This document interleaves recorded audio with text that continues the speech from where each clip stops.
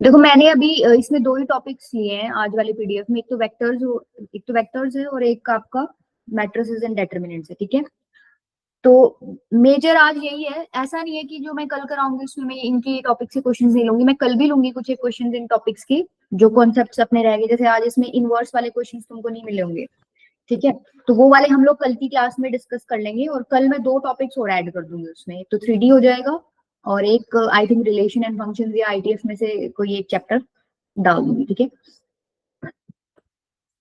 तो इस तरीके से 3 दिन में मतलब मिक्स करके कर दूंगी। आज बेसिकली मेजर दो ही टॉपिक्स हैं पीडीएफ में।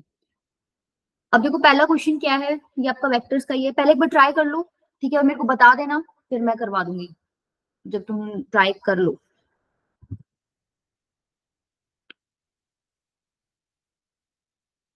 ये तो सिंपल है, मतलब ज्यादा मुश्किल नहीं है, कर लोगे तुम तीनों।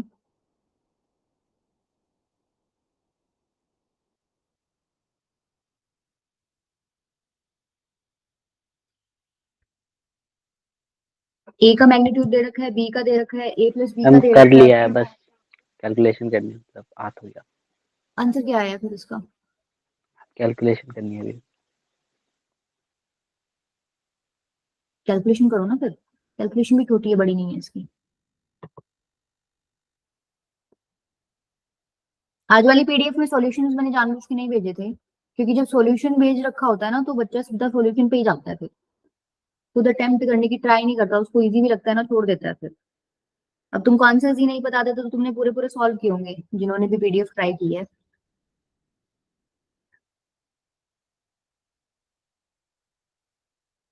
देखो इसके दो तरीके हैं, दो भी मतलब वो सेम ही है। एक तो अगर मान लो कोई बहुत सिंपल मेथड से करे, तो उसको पता है भाई आपको ये दे रखा है ए प्लस बी का मैग्नीट्यूड, तो आप उसको लिख सकते हो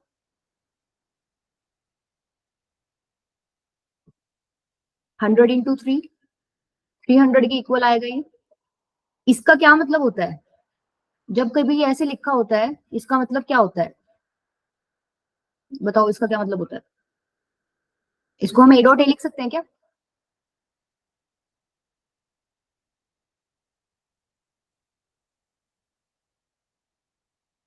बोलो, लिख सकते हैं। तो यही चीज यहाँ लिखी हुई है, ए की जगह ए प्लस बी लिखा हुआ है, तो मैं इसको ऐसे लिख सकती हूँ A plus B dot A plus B. ये आपको 300 के इक्वल दे रखा है। अब ये सबको खोलना आता है, कैसे खोलोगे इसको? ए डॉट ए प्लस में ए डॉट बी प्लस में बी डॉट ए और प्लस में बी डॉट बी। ये आपको 300 के इक्वल दे रखा है। ये दोनों सेम ही बात है, A dot B B dot A same होता है। डॉट में ऐसी दिक्कत नहीं आती, क्रॉस में आती है दिक्कत, क्रॉस में माइनस आ जाता है आगे। ये क्या चीज है? ये उल्टा खोल दो या उल्टा लिख दो, बात एक ही है। मैग्नीट्यूड ऑफ ए का स्क्वायर प्लस में twice of A dot B plus में मैग्नीट्यूड ऑफ बी का स्क्वायर इज इक्वल्स टू क्या है? 300। अब एक बात देखो, आपको ए का मैग्नीट्यूड दे रखा है 7, तो 7 का स्क्वायर हो जाएगा 49। ये इसके बारे में भी हमें कोई जानकारी नहीं है, ठीक है। प्लस बी के मैग्नीट्यूड का स्क्वायर क्या हो जाएगा? 121। ये किसके इक्वल है? 300 के इक्वल। तो इस इक्वेशन से मुझे बताओ यहां से क्या निकाल सकते हो? थीटा निकल जाएगा, ए और बी के बीच का एंगल निकल जाएगा क्या? मैम मेरा या आंसर आता है 2√10। हाँ ठीक है बेटा, 2√10। अच्छा देखो, तुम एक बच्चा तो क्या करेगा, थीटा निकालेगा, बट तुम्हें निकालने की जरूरत नहीं है। तुम्हें पता है जब तुम इसको ओपन करोगे सेम प्रोसीजर से, भाई मैग्नीट्यूड का स्क्वायर लोगे, यहाँ पर भी ए डॉट बी की एक क्वांटिटी आएगी, उसकी जगह सीधी तुम इसकी वैल्यू डाल सकते हो ए डॉट बी की। अगर इसको खोलोगे तो ऐसे लिख सकते हैं ना। मैं अब डायरेक्ट लिख रही हूँ, देखो -2 ए डॉट बी, ठीक है। इसकी वैल्यू मुझे पता है, इसकी वैल्यू मुझे पता है, यहाँ ए डॉट बी की वैल्यू डालनी थी, बस मुझे यही अननोन था, तो यहाँ से ए डॉट बी की वैल्यू निकाल लूंगी और वो वैल्यू यहाँ डाल दूंगी। तो यस उससे मेरे को मैम। किसकी वैल्यू मिल जाएगी? ए माइनस बी का मैग्नीट्यूड का स्क्वायर, इसकी वैल्यू मिल जाएगी। कितनी आ रही है बताना एक बार? 7 + 49 माइनस यहाँ से ए डॉट बी की वैल्यू कितनी निकलेगी? 65 निकल रही है। Yes ma'am. इसको सॉल्व करोगे तो आपके पास आंसर आएगा 7 + 49 माइनस 60। कुछ गड़बड़ की है क्या? क्या है?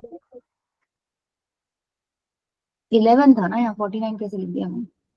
मैम 49 + 11 होगा ना? नहीं नहीं नहीं, 49 + 121 होगा ना। यस सर, मैं वही मतलब ठीक है, 121 होगा। तो ये हो गया 170 और 170 में ये कितना बना, 170 बना ना। यस मैम 170 बना, वो 130 बनेगा मैम। 2 इंटू 65 130, तो 170 माइनस 130 कितना हो गया आपके पास, 40 आएगा मैम। 40। तो ये वैल्यू मुझे स्क्वायर की मिली है, मुझे स्क्वायर की नहीं चाहिए थी, मैं रूट ले लूंगी, तो रूट लोगे तो क्या बनेगा 2√10। देखो एक तो ये तरीका है, तुमने पूरा खोल के कर लिया, ठीक है। अब थोड़ा सा अगर मान लो किसी ने बहुत अच्छी प्रैक्टिस कर रखी है, वो कैसे करेगा इसको, वो इतना नहीं करेगा, वो एक ही लाइन लिखेगा। मैं इसको ऐसे लिख सकती हूँ, ध्यान से देखना,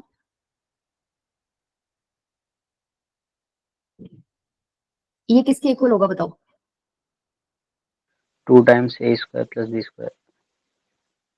बस उसको ये लिखना है, ठीक है, वो ये लिखेगा और अब इसमें वैल्यूज पुट कर देगा जो जो तुम्हें पता है। कौन कौन सी वैल्यूज पता है तुम्हें, इसकी वैल्यू पता है, निकाल सकते हो। इसका वैल्यू 10√3 रखी है तो स्क्वायर कर दो, निकल जाएगी। ये तुमको पता है, ये तुमको पता है, यहाँ से डायरेक्ट तुम्हें a माइनस बी के मैग्नीट्यूड का स्क्वायर मिल जाएगा। मतलब बेसिकली यहाँ से डायरेक्ट तुम्हें ये वैल्यू मिल जाएगी, ये वाली, ठीक है।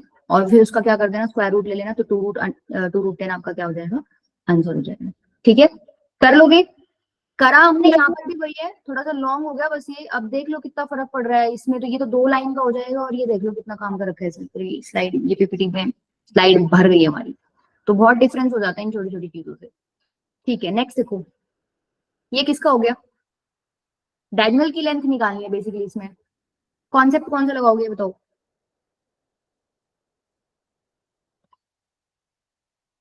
पैरेललोग्राम में डायगोनल क्या रिप्रेजेंट करता है,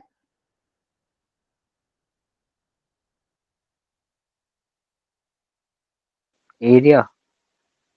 नहीं डायगोनल एरिया नहीं रिप्रेजेंट, डायगोनल कैसे रिप्रेजेंट करेगा बेटा, रिजल्टेंट, रिजल्टेंट डायगोनल के अलॉन्ग होता था पैरेललोग्राम। मतलब यस मैम, मतलब क्रॉस प्रोडक्ट करने के। भाई एक पैरेललोग्राम होता था, तुमने पढ़ा होगा, ये ए है, ये बी है, तो ये क्या रिप्रेजेंट करता था, ए प्लस बी। और ये वाला डायगोनल क्या रिप्रेजेंट करता था, a माइनस बी। ठीक है। तो अब इसने पूछा क्या है बताओ, इसने यही तो पूछा है, लेंथ ऑफ डायगोनल निकालनी है। तो तुमको ये वेक्टर तो पता है, इसकी लेंथ निकालने के लिए क्या करोगे, मैग्नीट्यूड निकालोगे इसका, यस और नो, पता है कि नहीं पता। अच्छा देखो, अब इसने ये जो आपकी साइड्स दे रखी हैं पैरेललोग्राम की, ये बेसिकली ए और बी की वैल्यूज इन्होंने अलग दे रखी हैं, तो आप ये लिख लो। भाई एक वैल्यू क्या है, ए की वैल्यू तो तुम्हें दे रखी है 3 अल्फा माइनस बीटा, और बी की वैल्यू क्या दे रखी है, अल्फा प्लस 3 बीटा। एक बात बताओ, तुमको ये इसकी लेंथ चाहिए, मतलब मेरे को बेसिकली इस वैल्यू से मतलब है, तो क्या मैं ये वैल्यू निकाल सकती हूँ इन दोनों को यूज करके। पहले तो तुम्हें a प्लस बी कैलकुलेट करना पड़ेगा ना, उसके बाद उसका मैग्नीट्यूड लोगे, तो पहले a प्लस बी कैलकुलेट कर लो, a प्लस बी कैलकुलेट करो कितना आएगा,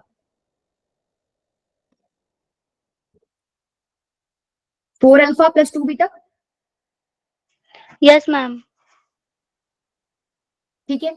अच्छा अब इसका मैग्नीट्यूड लेना है मैंने, तो मैं दोनों तरफ ले लेती हूँ। अब बताओ आगे क्या करें, यहाँ तक तो ठीक है। अब मुझे इसकी वैल्यू निकालनी है, अब सीधा तो कैसे निकालूंगी इसकी वैल्यू, क्या करोगे, हमने पिछले वाला जो काम किया था, मतलब पिछले क्वेश्चन में जो काम किया था, स्क्वायरिंग कर लो, ठीक है। स्क्वायरिंग करते ही तुम्हारा आंसर चमक जाएगा तुम्हें। क्या मैं ऐसे लिख सकती हूँ, इसको मैं फर्दर क्या लिख सकती हूँ, जब भी ऐसे मैग्नीट्यूड का स्क्वायर दिखे ना तो समझ जाएगा, तो इसका डॉट कर दो। ये बेसिकली ये बोलना चाह रहा है। अब डॉट प्रोडक्ट तुम्हें आता है, डॉट प्रोडक्ट करोगे तो इसका डॉट करोगे, इसके साथ कितना आएगा, 16 मैग्नीट्यूड ऑफ अल्फा का स्क्वायर। अच्छा इसका इसके साथ लोगे तो कितना बनेगा, 8, 8 अल्फा और बीटा। ठीक है। इसका इसके साथ करोगे, इसमें भी आपका 8 ही मिलेगा, बीटा डॉट अल्फा, और लास्ट में क्या बन गया आपका 4 बीटा स्क्वायर, ठीक है। अब क्या क्या पता है आपको, ये दे रखा है देखो, इसकी वैल्यू पता है हम लोगों को 2 है, इसकी वैल्यू भी हम लोगों को पता है 2 है। हमें जो पता नहीं है वो ये वाला पार्ट है, ये वैसे ऐड होके 16 अल्फा डॉट बीटा बन जाएगा, पर हमें इसकी वैल्यू भी पता है कि नहीं पता बताओ, क्वेश्चन में देखो कैसे पता है, व्यू बताओ।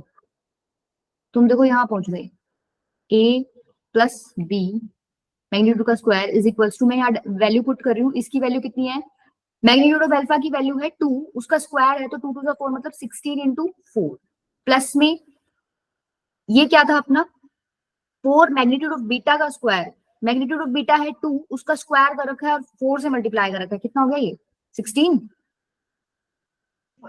Yes ma'am.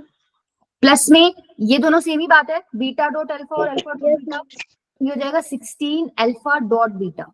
ठीक है, अच्छा अल्फा डॉट बीटा क्या होगा, अल्फा का मैग्नीट्यूड बीटा का मैग्नीट्यूड कोस थीटा, मतलब अल्फा और बीटा के बीच में जो भी एंगल होगा 64 प्लस 16 प्लस 16 इंटू, मैं इसको ऐसे लिख सकती हूँ मैग्नीट्यूड ऑफ अल्फा बीटा और कोस थीटा।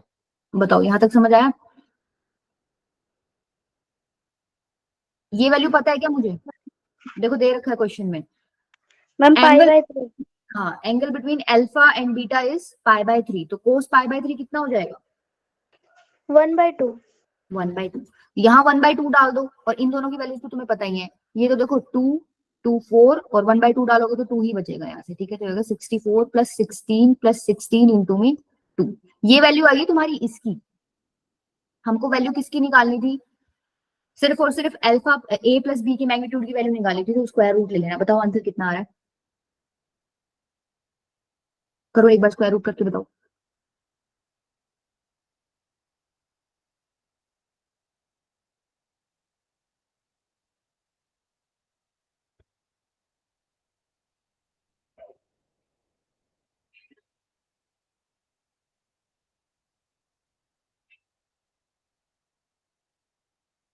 कर लोगे ना आगे तो। अब देखो क्या इतना ही था क्या अपना आंसर, या और कुछ भी करना बाकी है अभी? सोच के बताओ एक बार, अब पूछ रही हूँ तो ऑब्वियसली बात है कुछ ना कुछ तो इसमें बाकी है अभी। हमें लेंथ ऑफ डायगोनल निकालनी थी, डायगोनल कितने दिख रहे हैं तुम्हें पैरेललोग्राम में, 2 है ना, हमें तो नहीं पता ना कौन से डायगोनल की बात कर रहा है ये। पता है क्या तुम लोगों को कौन से डायगोनल की बात कर रहे हैं? भाई अगर तुमने ये निकाल के उसको बता दिया, दूसरा भी निकाल के बता दो, दूसरे वाले के लिए क्या करोगे? अभी यहाँ तुमने ए प्लस बी देखा था, भाई ये ए प्लस बी है वेक्टर, ये वाला क्या रिप्रेजेंट करता है ए माइनस बी, और इसका क्या लोगे मैग्नीट्यूड, क्योंकि हमें लेंथ बतानी है। तो जैसे हमने ये प्लस वाला कैलकुलेट किया है तो माइनस वाला भी कर लोगे कैलकुलेट। छोड़ दो ये तुम्हारे लिए, ऐसे ही स्क्वायर करना, डॉट प्रोडक्ट करना, सारी वैल्यूज तुमको पता होंगी, पुट कर देना, तुम्हारा आंसर आ जाएगा। बस ये कि साइन में चेंज आएगा, ये यहाँ पर माइनस आएगा वहां पर। ठीक है, कर लोगे, छोड़ दो इतना पार्ट या ये भी करवाऊं? जल्दी हो बोलो जाएगा बेटा। मैम। हो जाएगा, सेम करना है, बस प्लस की जगह माइनस लगा देना, और कोई डिफरेंस नहीं है। नेक्स्ट देखो, एबीसी आर यूनिट वेक्टर्स, और एक आपको ये कंडीशन दे रखी है, देन ए क्रॉस सी का मैग्नीट्यूड बताना है आपको। अब देखो ए क्रॉस सी का मैग्नीट्यूड, अब तुमको इतना तो पता है, यहाँ पर अगर तुम्हें थीटा पता चल जाए तो बात बन जाएगी, बन जाएगी कि नहीं बन जाएगी? बनेगी। थीटा की प्रॉब्लम है, थीटा पता चल जाए तो तुम क्रॉस आराम से निकाल सकते हो, है ना। तो थीटा कहाँ से निकालोगे, इस रिलेशन से निकालोगे। अब इस रिलेशन में अगर तुमने क्वेश्चन ट्राई किए हैं तो तुम्हें पता होना चाहिए, भाई ऐसा कोई क्वेश्चन आता है ना तो एक को हम लोग राइट में शिफ्ट कर देते हैं। ठीक है, और उसके बाद सेम कॉन्सेप्ट, अभी तक जो पिछले 2 क्वेश्चंस में किया ना, सेम कॉन्सेप्ट लगाना है। मान लो मैं क्या करती हूँ, ए प्लस 2 सी को एक तरफ रखती हूँ और बी को दूसरी तरफ भेज देती हूँ। ठीक है, अब क्या करोगे? मैम मैग्नीट्यूड का स्क्वायर लेंगे। हाँ, मैग्नीट्यूड का स्क्वायर लोगे, लो फिर कितना आ रहा है बताओ।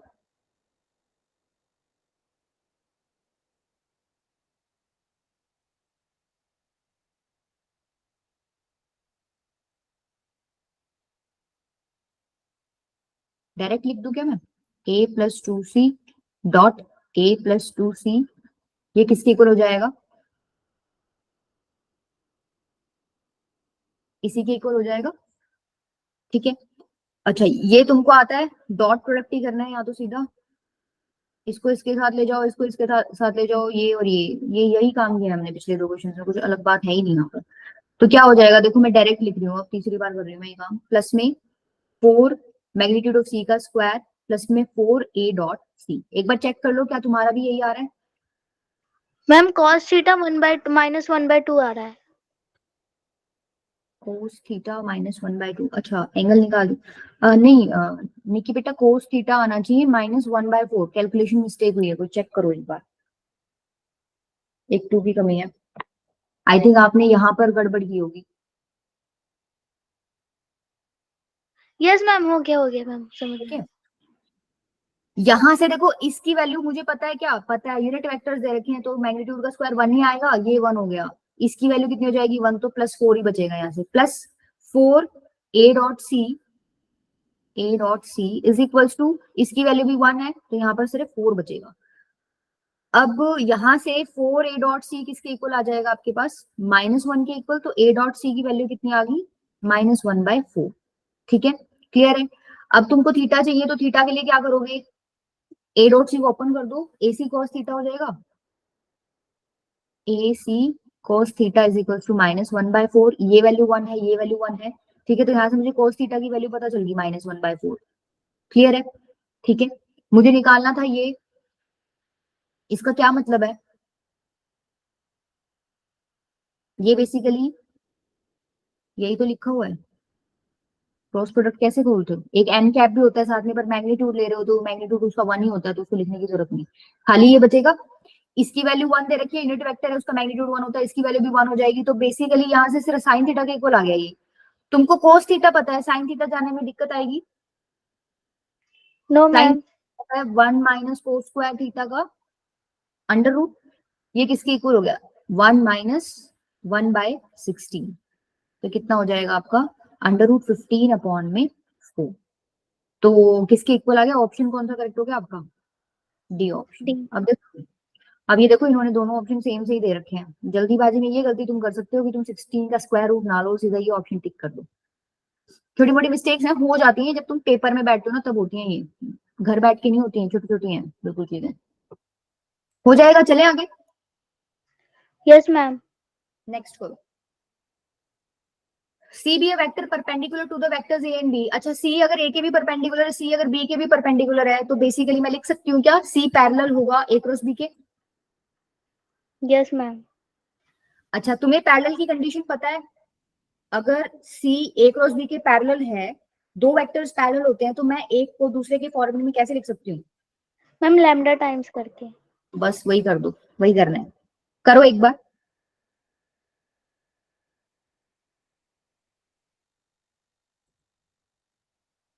मतलब इतना चमक रहा है ना, उसके बाद तो तुम्हारी कैलकुलेशन है, फिर उसमें कोई दिक्कत नहीं आएगी। अगर तुमको ये पता है सी इसके परपेंडिकुलर है, सी इसके परपेंडिकुलर है, तो इन दोनों के परपेंडिकुलर अगर मेरे को एक वेक्टर निकालना हो तो वो ए क्रॉस बी से निकालती हूँ। ठीक है, तो इन दोनों के परपेंडिकुलर वेक्टर है, वो ए क्रॉस बी है, तो ए क्रॉस बी इसके पैरेलल होगा।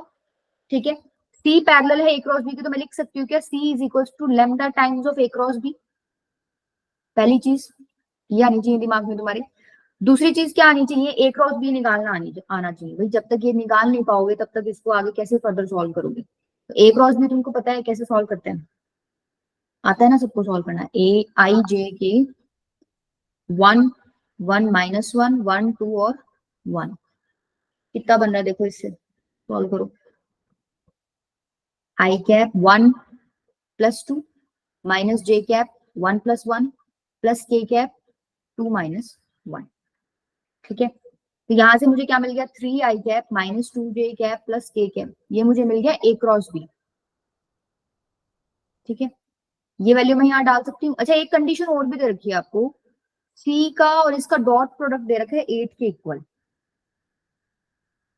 सी dot I plus J plus 3k is equals to 8।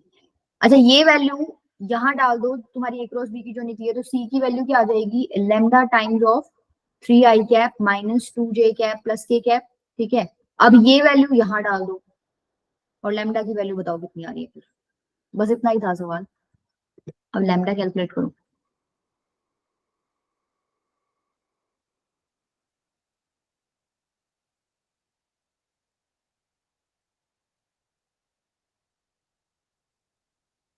हम 2 आ जाएगा लैम्डा की वैल्यू। हाँ 2 आ रहा है।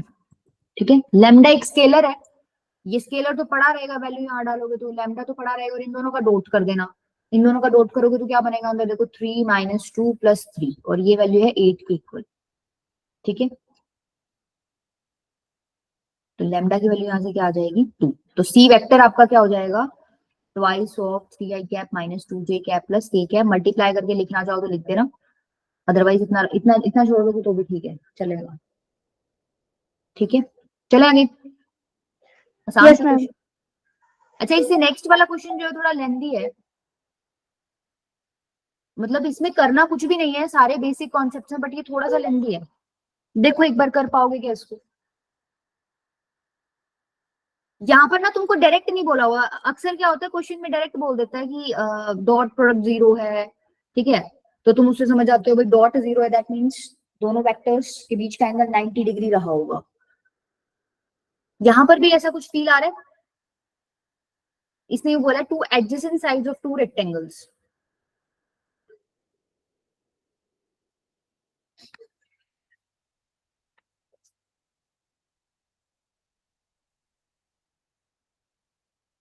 भाई ये दोनों एडजेसेंट साइड है एक रेक्टेंगल की एडजेसेंट साइड्स के बीच एंगल कितना होता है? यस मैम 90 होते हैं। 90 होता है। इसने डायरेक्ट नहीं दिया इस क्वेश्चन में, लेकिन इसने घुमा दी बात। अब जिसको रेक्टेंगल कॉन्सेप्ट पता है भाई, अगर दो साइड आपको दे रखी है एडजेसेंट, तो ये बीच का 90 डिग्री एंगल, तो तुमको पता चल गया इनका डॉट प्रोडक्ट करोगे तो आंसर कितना आना चाहिए? 0। इन दोनों का डॉट प्रोडक्ट करोगे तो आंसर कितना आना चाहिए? 0। दो कंडीशन तो यहाँ से मिल गई, ठीक है। बस यही तो चाहिए थी इस क्वेश्चन को सॉल्व करने के लिए। देखो जरा एक बार, अब इसमें थोड़ा सा डॉट प्रोडक्ट में ही लेंथी हो जाएगा क्वेश्चन, क्योंकि ये तुम्हें इस फॉर्मेट में दे रखे हैं ना वेक्टर्स। आपको इतना तो पता चल गया पी डॉट क्यू क्या है? 0 के इक्वल। और आपको एक चीज और पता चल गई, आर डॉट एस क्या है? 0 के इक्वल, क्योंकि दोनों के बीच का एंगल 90 डिग्री है, तो डॉट प्रोडक्ट 0 हो जाएगा। पी डॉट क्यू, पी ये दे रखा है, क्यू ये दे रखा है, लिख दो 5a vector minus 3b vector dot minus a minus 2b, ये 0 के इक्वल दे रखा है। अच्छा, इसका डॉट खोल दो, मतलब इसको डिस्ट्रीब्यूट कर दो अंदर, मल्टीप्लाई कर दो। कैसे मल्टीप्लाई करते हो? डिस्ट्रीब्यूटिव होता है ना, अभी यही तो करते आ रहे हैं। 5 मैग्नीट्यूड ऑफ ए का square minus 10 A dot B, ये हो जाएगा प्लस 3 बी डॉट ए, और लास्ट वाला क्या बनेगा आपका? 6 मैग्नीट्यूड ऑफ बी का स्क्वायर इज इक्वल्स टू 0। यहां तक समझ आ गया? हाँ, इधर माइनस आएगा, ठीक है, समझ आया यहाँ तक? Yes ma'am. ये माइनस 10 प्लस 3 कितना हो जाएगा? -7। यहाँ से इसको आगे लिख लो, पॉजिटिव है ये, -5 मैग्नीट्यूड ऑफ ए का स्क्वायर, ये बन गया -7 A dot B is equals to 0। अब बताओ कुछ कर सकते हो क्या इसके आगे? ना तो तुमको मैग्नीट्यूड ऑफ ए का स्क्वायर की वैल्यू पता है, ना ही तुम्हें बी वाले की पता है, ना ही तुम्हें ए डॉट बी पता है। भगवंती बेटा फिर आपके उसमें इशू है नेटवर्क में, नहीं तो फिर सब बच्चों को इशू होता ना।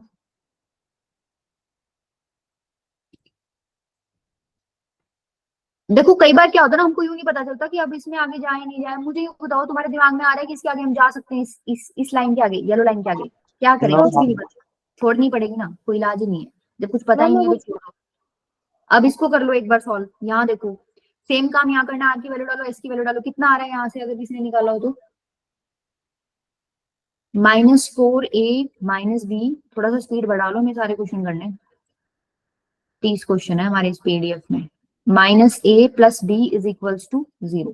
जब सॉल्व करोगे तो बनेगा 4 मैग्नीट्यूड ऑफ ए का square -4 A dot B plus B dot A, और ये बन गया माइनस मैग्नीट्यूड ऑफ बी का स्क्वायर इज इक्वल्स टू 0। तो ये बन गया 4a का मैग्नीट्यूड का स्क्वायर माइनस बी स्क्वायर, ये बनेगा -3 ए डॉट बी, यही बना है ना? अब बताओ क्या करें, अब तो दो चीजें आ गई हैं, कुछ तो दिमाग में आ रहा होगा।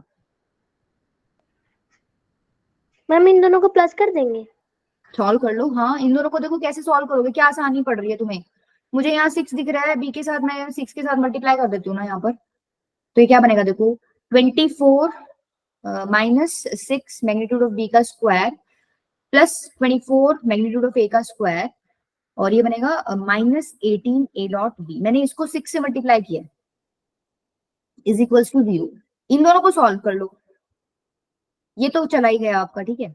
ये कितना बन गया आपका? सॉरी 19 मैग्नीट्यूड ऑफ ए का स्क्वायर, यहां से कितना बन गया? 18 और 7 ऐड हो जाएंगे ना,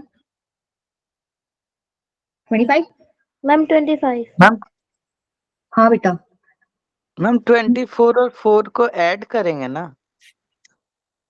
24 और 4 कहाँ है? 24 4 तो है ही नहीं ना, 5 है। देखो मैग्नीट्यूड ऑफ ए के स्क्वायर के साथ 24 है, इसके साथ 5 है, तो इन दोनों टर्म्स को ही आप ऐड करोगे ना। यहाँ पर बेटा मैंने इसमें 6 मल्टीप्लाई कर दिया पूरी इक्वेशन में, यूं समझ लो। तो 6 4 जा 24 हो गया, यहाँ पे 6 आ गया और 6 3 जा 18 हो गया। ठीक है, तो उससे मुझे ये ब्लू वाली लाइन मिल गई। फिर एक ये यस येलो मैम। वाली लाइन पहले थी और ये ब्लू वाली लाइन मैं अब सॉल्व कर दूं। ठीक है, तो बी वाला पार्ट तो कट ही गया, ए और ए डॉट बी वाला पार्ट बचेगा बस। तो यहाँ से देखो अब तुम क्या करो ना, अभी तुम्हें नहीं समझ आएगा कि यहाँ पे ए डॉट बी की वैल्यू निकालो या ए इसकी वैल्यू निकालो। एक काम करो, उसको पड़े रहने दो। अच्छा, सिमिलरली तुम लोग ऐसे ही मैग्नीट्यूड ऑफ बी के स्क्वायर में भी निकाल सकते हो क्या ये रिलेशन? उसके लिए तुम्हें क्या करना पड़ेगा, ये ए वाला पार्ट कैंसिल करना पड़ेगा। तो उसके लिए तुम क्या मल्टीप्लाई करोगे, देख लो, दो 5। इक्वेशन सॉल्व करनी है। देखो एक तो इक्वेशन थी ये वाली, ठीक है, और एक थी ये वाली। अब तुम ये देखो कि तुमको ए हटाना है। मैम उसको 4 से करेंगे, उसको 5 से करेंगे। मुझे बस फाइनल आंसर बता दो। ये तो इक्वेशन सॉल्विंग का पार्ट हो गया, तो तुम बचपन से करते आ रहे हो। एक मैंने निकाल दी, एक तुम बता दो फटाफट।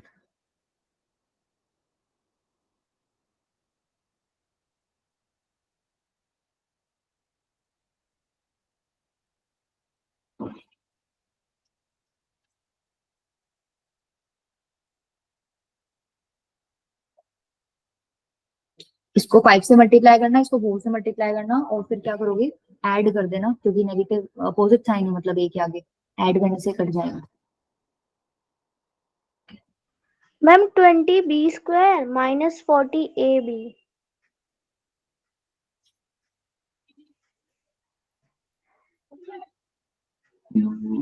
कैलकुलेशन में मिस्टेक है बेटा इसमें। और किसी का भी निकला है क्या?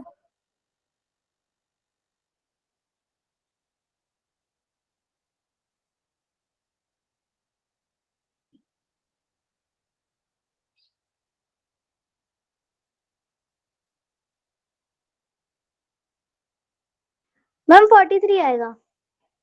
इधर भी है बेटा, इधर भी गड़बड़ है, मैम देखो 43 19 में। B square equal to 43 A dot. ठीक है ठीक है ठीक है, पहुंच गए, मतलब तुम कैलकुलेशन मिस्टेक की नहीं की। 19 और इधर कितना था 43, एक ये निकल गया। ठीक है, अब तुमको कंफ्यूजन है यहाँ पर, मैम बी निकाले या ए डॉट बी की वैल्यू निकाले, हमें किससे फायदा होगा? एक बार क्वेश्चन पढ़ो, क्वेश्चन में क्या पूछ रखा है तुमसे। अभी तो हमने ऊपर ऊपर ही किया है जो भी काम किया, लास्ट लाइन तो हमने पढ़ी नहीं है। एंगल निकालना है आपको इसका और इसका। अच्छा, ये एक्स वेक्टर दे रखा है P plus R plus S, ये पहले तुम्हें निकालना पड़ेगा ना। P plus R plus S, P की वैल्यू ये है, क्यू की वैल्यू ये है, और आर की एस की वैल्यू ये है। इन तीनों को ऐड करो। एक बार बताओ एक्स वेक्टर क्या आ जाएगा यहाँ से, 1/3। तीनों को ऐड करो, कितना आ रहा है? पी क्या लिखा हुआ है, 5a माइनस 3b। आर क्या है आपका, -4a माइनस बी। और एस क्या है, -a प्लस बी। क्या क्या कट रहा है यहाँ से? ए तो पूरा ही चला गया, चला गया कि नहीं चला गया? 5a यस -4a और -4a और -a -5 हो जाएगा, 5a से -5a चला जाएगा, तो बच कितना गया, -3b और b। -3b प्लस b कितना हो जाएगा?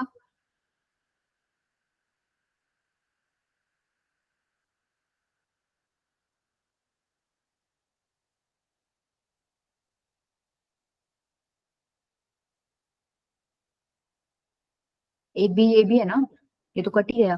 ये तो डायरेक्ट 3 से 3 कट जाएगा, तो खाली क्या बन गया आपका, -3b। -3। ठीक है, 3 से 3 कट जाएगा बेटा, एक 3 बाहर भी है, 1/3। ठीक है, इसी तरीके से मेरे को y निकालना है। y क्या है, 1/5 r प्लस एस। r क्या था, -4a और -b, और s क्या है, -a प्लस b। देखो यहाँ से क्या कट रहा है, ये गया आपका। अच्छा, ये 5 बनेगा, फिर 5 से बाहर वाला 5 कट जाएगा, तो ये अल्टीमेटली -a बन गया, यही ना? ठीक है, इन दोनों के बीच में एंगल निकालना है, मतलब वैसे एंगल इन दोनों के बीच में निकालना है, और ये बेसिकली क्या है, ये -b और -a के इक्वल है। अब बताओ, तुम सोच के बताओ कि हम क्या निकालें, कैसे एंगल के लिए क्या करोगे?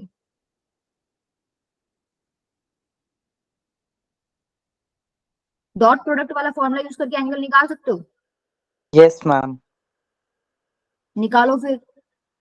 कोस थीटा क्या होता है, नेक्स्ट पेज पे चल रहे हैं, देखो कोस थीटा क्या हो जाएगा, आपको इन दोनों के बीच का एंगल निकालना है ना, तो क्या हो जाएगा, x डॉट वाई अपॉन में मैग्नीट्यूड ऑफ x और मैग्नीट्यूड ऑफ y। बोलो हो जाएगा कि नहीं हो जाएगा? x वेक्टर की वैल्यू अभी भी निकाली है मैंने, -a के इक्वल थी, ये रही, यस मैम। -b के इक्वल। और ये वाली -a के इक्वल। देखो माइनस माइनस का डॉट करोगे तो माइनस माइनस तो प्लस ही हो जाना है, तो ऊपर माइनस लिखने का फायदा नहीं। ऊपर क्या बनेगा, खाली a डॉट b ही बन जाएगा। नीचे क्या बनेगा, मैग्नीट्यूड ले रहे हो तुम, तो कैसे बन जाएगा? अब सोच के बताओ, हम लोगों को ये येलो पार्ट वाली वैल्यू निकालनी है और हम लोग यहाँ फंसे थे कि मैं अब इन दोनों में से किसकी वैल्यू निकालूं कि मुझे फायदा हो जाए।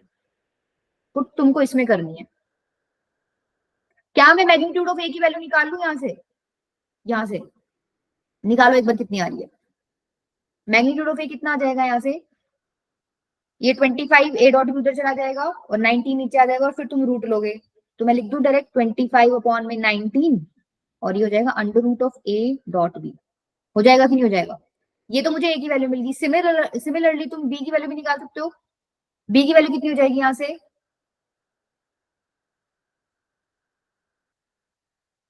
सब कुछ राइट में भर दो। 43/19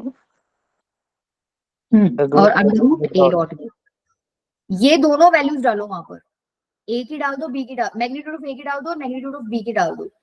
अब तो तुम्हें चमक गया होगा क्योंकि ऊपर भी ए डॉट बी है नीचे भी ए डॉट बी बन जाएगा, कट ही जाएगा ये। यस मैम कट जाए। ठीक है, ये क्या आ गया आपके पास, under root of 25/19 A dot B. और ये क्या था, मैग्नीट्यूड ऑफ बी की वैल्यू कितनी थी 43/90 under root of A dot B. ये और ये मल्टीप्लाई होकर क्या देंगे तुम्हें, ए डॉट बी, रूट हट जाएगा और ए डॉट बी से ऊपर नीचे ए डॉट बी कट जाएगा तो अल्टीमेटली बच कितना गया 19 ऊपर ले जाओ और नीचे कितना बन गया 25 इंटू 43। Yes ma'am. ठीक है, ये वैल्यू आई है कॉस थीटा की। थीटा की वैल्यू कितनी हो जाएगी,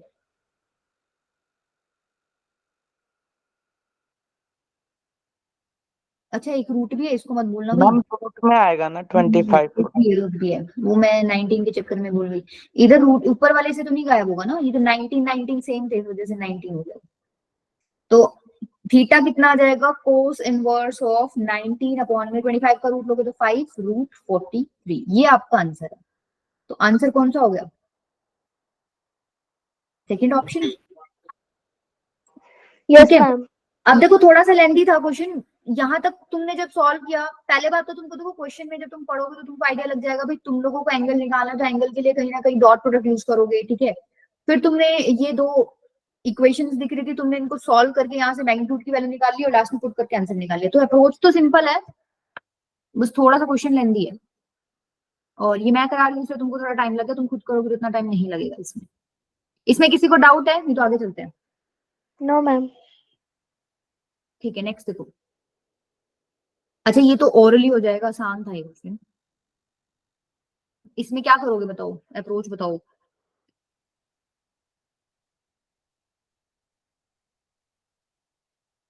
मैम कोई भी एक वेक्टर को मान लेंगे और उसको फिर आई कैप से क्रॉस करेंगे, फिर जे कैप से और फिर के कैप से।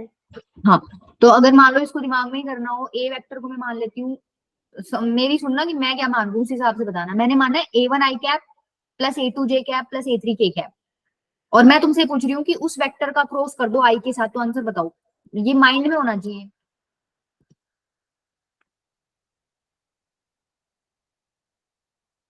आई क्रॉस आई तो 0 होता है, आई क्रॉस जे क्या होता है के इक्वल, जे क्रॉस आई क्या होता है माइनस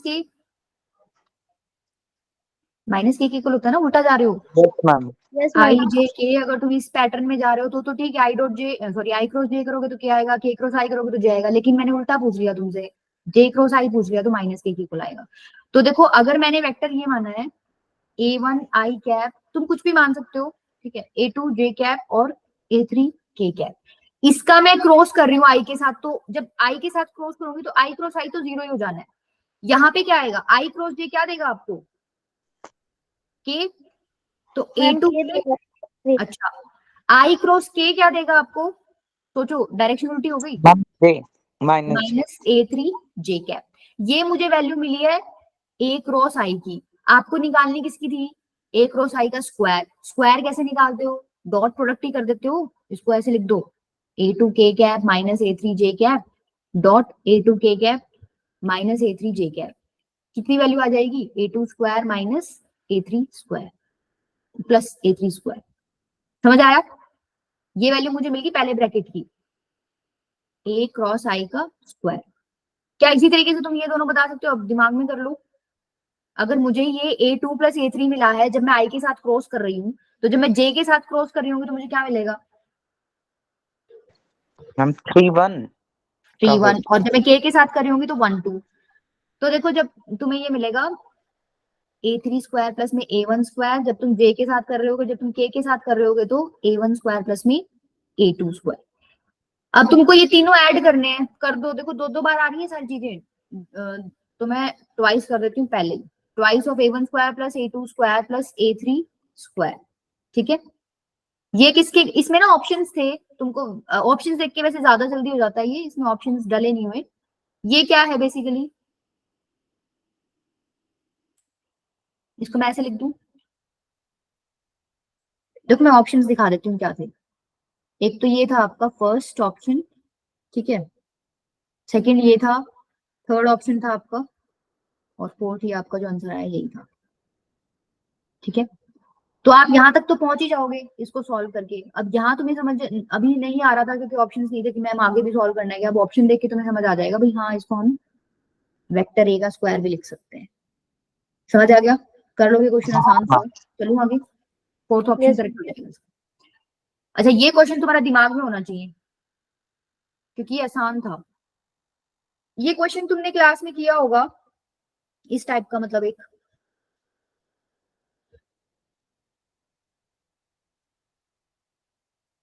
कैसे करोगे बताओ इसकी मतलब इसकी ये यूं पूछ रहा है कि ये वैल्यू डज नॉट एक्सीड का मतलब क्या है, क्या मिनिमम वैल्यू पूछ रहा है क्या, या मैक्सिमम वैल्यू पूछ रहा है, मैक्सिमम पूछ रहा है ना। मैक्सिमम।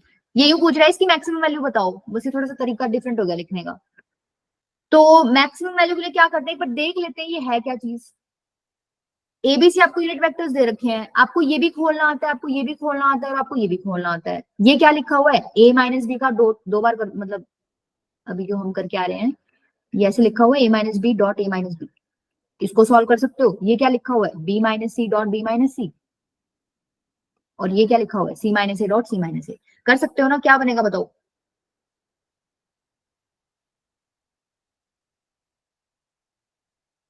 या तो ऐसे कर लो या डायरेक्टली अब तुम्हें इनके फॉर्मूले वैसे याद हो जाने चाहिए, बट नहीं होते तो तुम ऐसे कर सकते हो, तो ज्यादा टाइम जाता नहीं है। ये तो आपको क्या दे देगा, मैग्नीट्यूड ऑफ ए का square plus magnitude of B का square minus 2 A dot B, यही दे देगा। ठीक है, ये आपको क्या देगा, मैग्नीट्यूड ऑफ बी का square plus magnitude of C का square minus 2 B dot C. ये क्या दे देगा आपको, मैग्नीट्यूड ऑफ सी का square plus magnitude of A का square minus 2 A dot C. Magnitude of C का स्क्वायर, ए का स्क्वायर और माइनस 2 सी डॉट ए। ठीक है, मैम कर लिया। पूरा सॉल्व हो गया। Yes ma'am. कितना आ रहा है आंसर,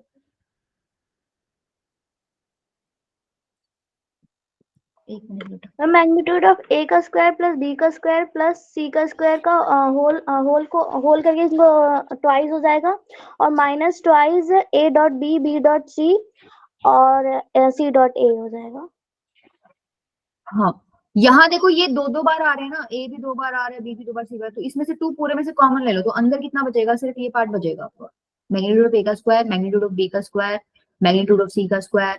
अच्छा ये बचेगा minus of A dot B plus B dot C plus C dot A. ठीक है, ये वैल्यू बची। ठीक है, अब मैंने इसको सॉल्व कर लिया, और ये सॉल्व करके ना मेरा ये आ गया। ये यूनिट वेक्टर्स दे रखे हैं, इनकी तो तुम वैल्यू डाल ही सकते हो, 1 + 1 + 1 3 हो जाएगा, तो कितना बन जाएगा 2 टाइम्स ऑफ 3 माइनस। अब एक बात बताओ, इसमें अननोन चीज क्या रह गई तुम्हारे पास, ये A dot B B dot C और सी डॉट ए तो रहा है अननोन, और इसकी वैल्यू तुम निकालना जानते हो। इसकी वैल्यू तुमने कहीं ना कहीं मिनिमम पढ़ी होगी या मैक्सिमम, मतलब निकालना सिखाया होगा सर ने। मैम -3/2। हाँ -3/2। अगर किसी को ध्यान नहीं है तो कॉन्सेप्ट क्या होता है, कॉन्सेप्ट ये होता है कि magnitude of A plus B plus C का स्क्वायर की वैल्यू कहां से कहां तक जाती है, ये स्क्वायर है तो ग्रेटर देन इक्वल्स टू 0 ही होगा। ठीक है, फिर तुम क्या करते हो, इसको ओपन करते हो, इसको ओपन करते हो तो क्या इसका फॉर्मूला वैसे तो डायरेक्ट भी है, और अगर मान लो किसी को डायरेक्ट फॉर्मूला याद नहीं है तो वो इसको डॉट वाले तरीके से, मतलब जैसे हमने ये सॉल्व किया ना वैसे भी कर सकता है। बाकी इसका तुमको फॉर्मूला ध्यान ही होना चाहिए, A plus B plus C के मैग्नीट्यूड का square is greater than equals to 0। इसका फॉर्मूला क्या होता है, मैग्नीट्यूड ऑफ ए का square plus magnitude of B का square plus magnitude of C का स्क्वायर प्लस में twice of A dot B plus में बी डॉट सी प्लस में सी डॉट ए। और वैसे भी कहीं ना कहीं अगर क्वेश्चन में तुमको ये दिख रहा है ना, इसका यूज हो रहा है कहीं, तो समझ जाया करो कि ये वाली आइडेंटिटी लग रही होगी कहीं ना कहीं। ठीक है, ये वैल्यू क्या है, ग्रेटर देन इक्वल्स टू 0। ये 1 दे रखा है, 1 दे रखा है, 1 दे रखा है, क्यों? क्योंकि यूनिट वेक्टर्स दे रखे हैं, तो उसका मैग्नीट्यूड क्या हो जाएगा, 1 ही हो जाएगा। तो ये तो होगी 3। इस 3 को ले जाओ राइट हैंड साइड और 2 को ले जाना नीचे। तो basically A dot B plus B dot C plus C dot A, C dot A, इसकी वैल्यू क्या आ गई आपके पास, ग्रेटर देन इक्वल्स टू -3/2। इसका मतलब क्या है, इसकी मिनिमम वैल्यू कितनी है, -3/2। अब मेरे को ये चाहिए और तुम्हारी वैल्यू निकल गई इसकी। ठीक है, तो या तो तुम इसी में छेड़छाड़ कर लो थोड़ी सी, भाई A dot B plus B, ये मैंने क्या लिख दिया, B dot C plus C dot A की वैल्यू आपको पता चलेगी ग्रेटर देन इक्वल्स टू -3/2 है। मुझे क्या चाहिए, मुझे एक तो इसके साथ नेगेटिव साइन चाहिए, ये वाला नेगेटिव साइन चाहिए, फिर एक 3 लगा हुआ होना चाहिए और साथ में 2 मल्टीप्लीकेशन में चाहिए, यही चाहिए ना। तो तुम यहीं पर इसको चेंज कर सकते हो। भाई अगर इसकी वैल्यू ये है, तो अगर मैं माइनस ऑफ दिस की वैल्यू निकालूं तो साइन ऑफ इनइक्वालिटी चेंज हो जाएगा क्या? Yes ma'am. ठीक है, साइन ऑफ इनइक्वालिटी चेंज हो गया तो ये हो जाएगा लेस देन इक्वल्स टू 3/2। ठीक है, अब मेरे को क्या चाहिए साथ में, एक 3 और चाहिए, तो तुम क्या कर दो, पूरे में 3 ऐड कर दो। तो 3 ऐड करोगे तो क्या आएगा, 3 minus A dot B plus B dot C plus C dot A, और यहाँ राइट में क्या बन जाएगा, 9/2। क्या बन जाएगा, +3 करोगे तो 9/2। ठीक है, अच्छा इसके बाद मेरे को एक 2 और चाहिए साथ में, तो 2 से मल्टीप्लाई कर दो, मैम इधर भी 9 आ मल्टीप्लाई कर जाएगा। दो और इधर भी मल्टीप्लाई, ये कट गया। इसकी वैल्यू क्या आ गई, लेस देन इक्वल्स टू 9, तो मैक्सिमम वैल्यू कितनी होगी इसकी, 9। ठीक है, क्लियर है ये चीज। इसमें जो इंपॉर्टेंट चीज है ना, एक तो तुम्हें ये ओपन करना आना चाहिए, दूसरी चीज तुम्हें पता होना चाहिए इसकी value greater than equals to 0 होती है, तीसरी चीज ये रिजल्ट तुमको डायरेक्टली भी याद होना चाहिए, क्योंकि कई बार ये क्वेश्चन में डायरेक्ट भी याद मतलब यूज हो जाता है। वैसे तो देखो तुम निकाल सकते हो अगर तुम्हें प्रोसेस पता है, भाई हाँ इसकी वैल्यू ऐसे निकलती है, तो ना भी याद रहे तो कोई दिक्कत नहीं है, बट कर लेना, क्योंकि 3-4 बार तुम इस चीज को सॉल्व करोगे ना तो अपने आप दिमाग में बैठ ही जाएगी। 2-3 बार तो सर ने करा दी होगी, एक बार इस क्वेश्चन में आ गया, हो जाएगा, कर लोगे क्वेश्चन, चले आगे। Yes ma'am. नेक्स्ट देखो, अच्छा इसमें मेरे को मेथड बता दो बस। u v w दे रखा है, n is a unit vector such that u dot n cap is equals to 0 और v dot n cap is equals to 0। तो अगर मुझे अगर n कैप निकालना पड़ जाए, मैं निकाल सकती हूँ। n एक ऐसा यूनिट वेक्टर है जो u के साथ डॉट करने पे 0 दे रहा है, v के साथ डॉट करने पे 0 दे रहा है, मतलब वो उसके परपेंडिकुलर है क्या? अगर वो उसके परपेंडिकुलर यूनिट वेक्टर है, मैं निकाल सकती हूँ n कैप की डायरेक्ट वैल्यू क्या हो जाएगी, u क्रॉस v अपॉन में, हो जाएगी कि नहीं हो जाएगी बताओ?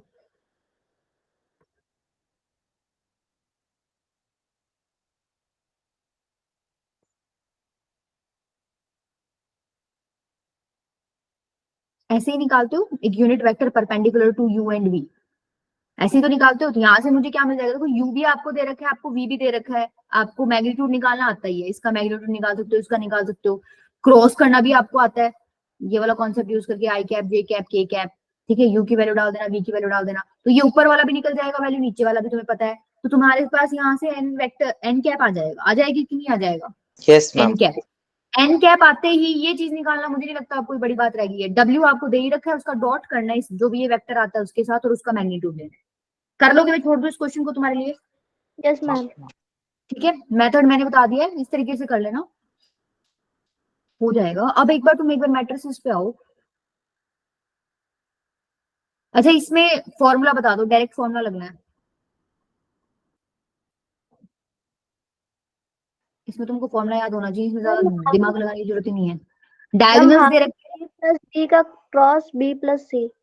हाँ, यहाँ तो ये पैरेललोग्राम दे रखा है, कोई भी क्वाड्रिलेटरल दे रखा हो ना तुम्हें, 4 साइड्स का क्लोज फिगर दे रखा हो, तो उसके अंदर डायगोनल्स का क्रॉस करके मैग्नीट्यूड को, मतलब मैग्नीट्यूड लेकर 1/2 से डिवाइड करोगे तो तुम्हारे पास एरिया ही निकलेगा।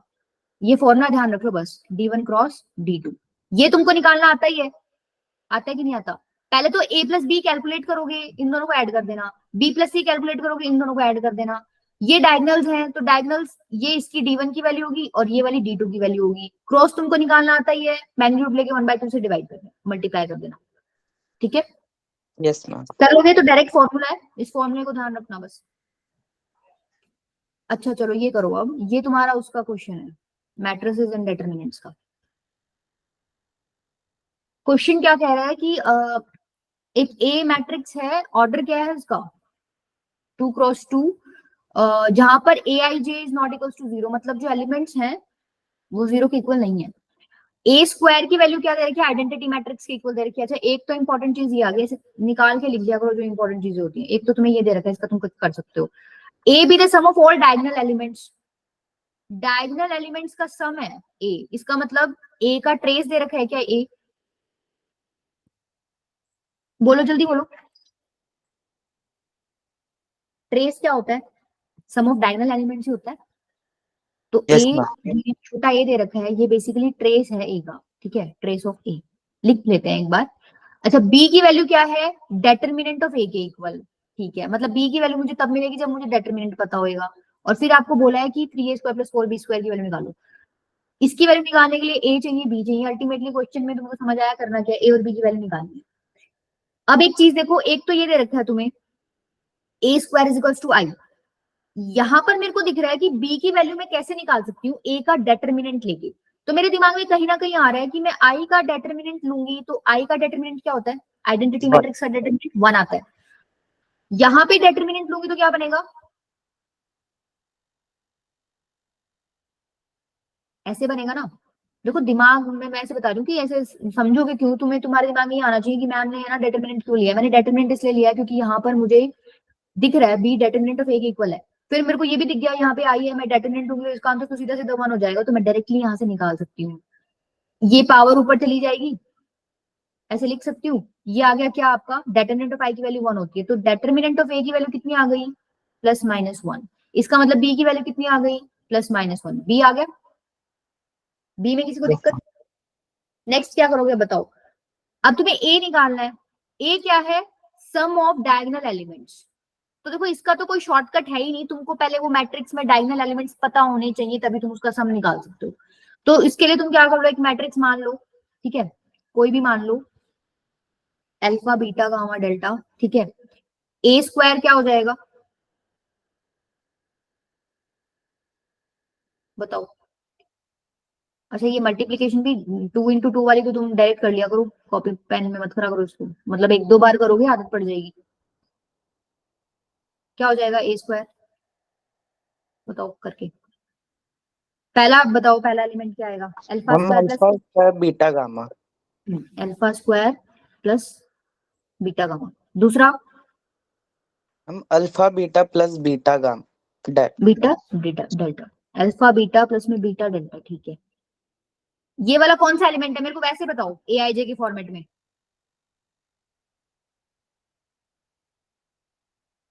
मतलब समझ रही हो, ये वाला A11 होता है, A12 होता है, मैं ये उस वे में, 3:1। हाँ मैम ये 2 A21 है। A21 का मतलब जब तुम्हें मल्टीप्लीकेशन करना होता है ना, कंफ्यूजन हो, तो यहाँ से देख लिया करो कि तुम्हें इस एलिमेंट को लेने के लिए पहले वाले मैट्रिक्स से तो 2 सेकंड सेकंड रो उठानी पड़ेगी, और ये क्या रिप्रेजेंट कर रहा है, दूसरे वाले मैट्रिक्स का पहला कॉलम। मतलब तुमको इसको मल्टीप्लाई करना है इसमें, तो तुमको ये वाला एलिमेंट मिलेगा। तो कितना हो जाएगा ये, अल्फा गामा प्लस में डेल्टा गामा। सिमिलरली ये वाला एलिमेंट क्या हो जाएगा, A22, मतलब सेकंड रो और सेकंड कॉलम की मल्टीप्लीकेशन मार दो, ये सेकंड रो है और ये सेकंड कॉलम है, तो मल्टीप्लीकेशन करो alpha sorry gamma beta plus में डेल्टा स्क्वायर, यही आ रहा है ना। ये मेरे को ए स्क्वायर मिल गया। अच्छा ए स्क्वायर की वैल्यू आइडेंटिटी मैट्रिक्स से इक्वली दे रखी थी, तो मैं यही लिख देती हूँ, कंपेयर कर लो बस। अब क्या किसके इक्वल हो गया, वहां से देखो ए की वैल्यू कैसे निकाल सकते हो। ये किसके इक्वल आ गया, बेसिकली ये आपको दे रखा है 1100, ठीक है। ए की वैल्यू निकालनी, निकालो भाई, कौन से वाले से निकल सकती है ए की वैल्यू। देखो एक बात बताओ, ए क्या था, sum of all the diagonal elements, alpha square plus beta gamma किसके इक्वल हो जाएगा, 1 के इक्वल, यस मैम। ठीक है।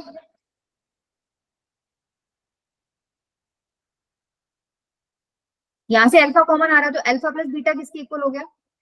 0। 0। अच्छा एक चीज और, अब तुम खुद सोच के बताओ। नहीं 0 कैसे होगा बेटा? मैंने तो इसमें से अल्फा कॉमन लिया था ना, आपने उससे कंपेयर करके बता दिया क्या?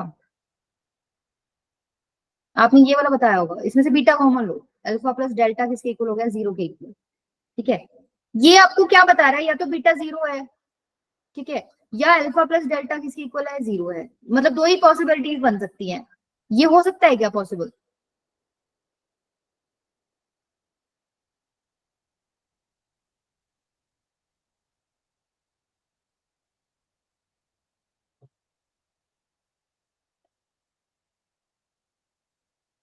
क्वेश्चन पढ़ो एक बार। ये क्वेश्चन मतलब अगर तुमने बीटा 0 ही ले लिया तो तुम्हारा ये एक एलिमेंट 0 हो गया। क्या मैट्रिक्स में एलिमेंट 0 ले सकते हो? नो मैम, नहीं ले सकते। नहीं ले सकते ना, तो बीटा तो 0 हो नहीं सकता, तो अल्फा किसके इक्वल हो गया? Minus minus delta. डेल्टा के, या फिर यूं कह लो alpha plus delta is equal to 0। A क्या था? यहीं से निकल गया देखो तुम्हारा आंसर। ए था sum of diagonal elements of ए। तो ये है ए मैट्रिक्स, ये नहीं है ए मैट्रिक्स। ये तो बस कंपैरिजन के लिए मेरे को यहीं से आइडिया लगाना था कि अल्फा प्लस डेल्टा की वैल्यू 0 है। अल्फा प्लस डेल्टा क्या तुम्हें ए मैट्रिक्स का ट्रेस दिख रहा है? यस। इसका मतलब स्मॉल ए की वैल्यू 0 आ गई क्या? भाई स्मॉल ए ट्रेस था किसका? मैट्रिक्स ए का। मैट्रिक्स ए का ट्रेस है अल्फा प्लस डेल्टा, और अल्फा प्लस डेल्टा अभी अभी तुमने यहां से निकाला है 0 के इक्वल है, क्योंकि ये तो पॉसिबल नहीं है, उसने बोला था कोई भी एलिमेंट 0 के इक्वल नहीं होना चाहिए। तो beta is equal to 0 is not possible, पर इनका प्रोडक्ट अगर 0 आ रहा है तो ये वाला पार्ट 0 रहा होगा। ठीक है, तो यहाँ से मुझे पता चल गया स्मॉल ए की वैल्यू 0 है, बस बी निकल गया, ए निकल गया, पुट कर दो, आंसर क्या आ जाएगा देख लो। मैम 4।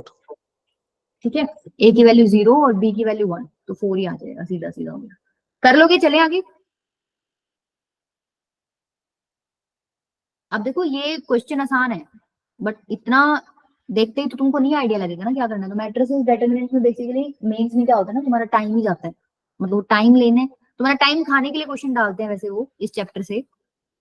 वैसे कॉन्सेप्ट इजी होते हैं सारे। ये कर लोगे क्या? इसमें एक ही इंपॉर्टेंट चीज है, उसने बोला ए सिमेट्रिक मैट्रिक्स है।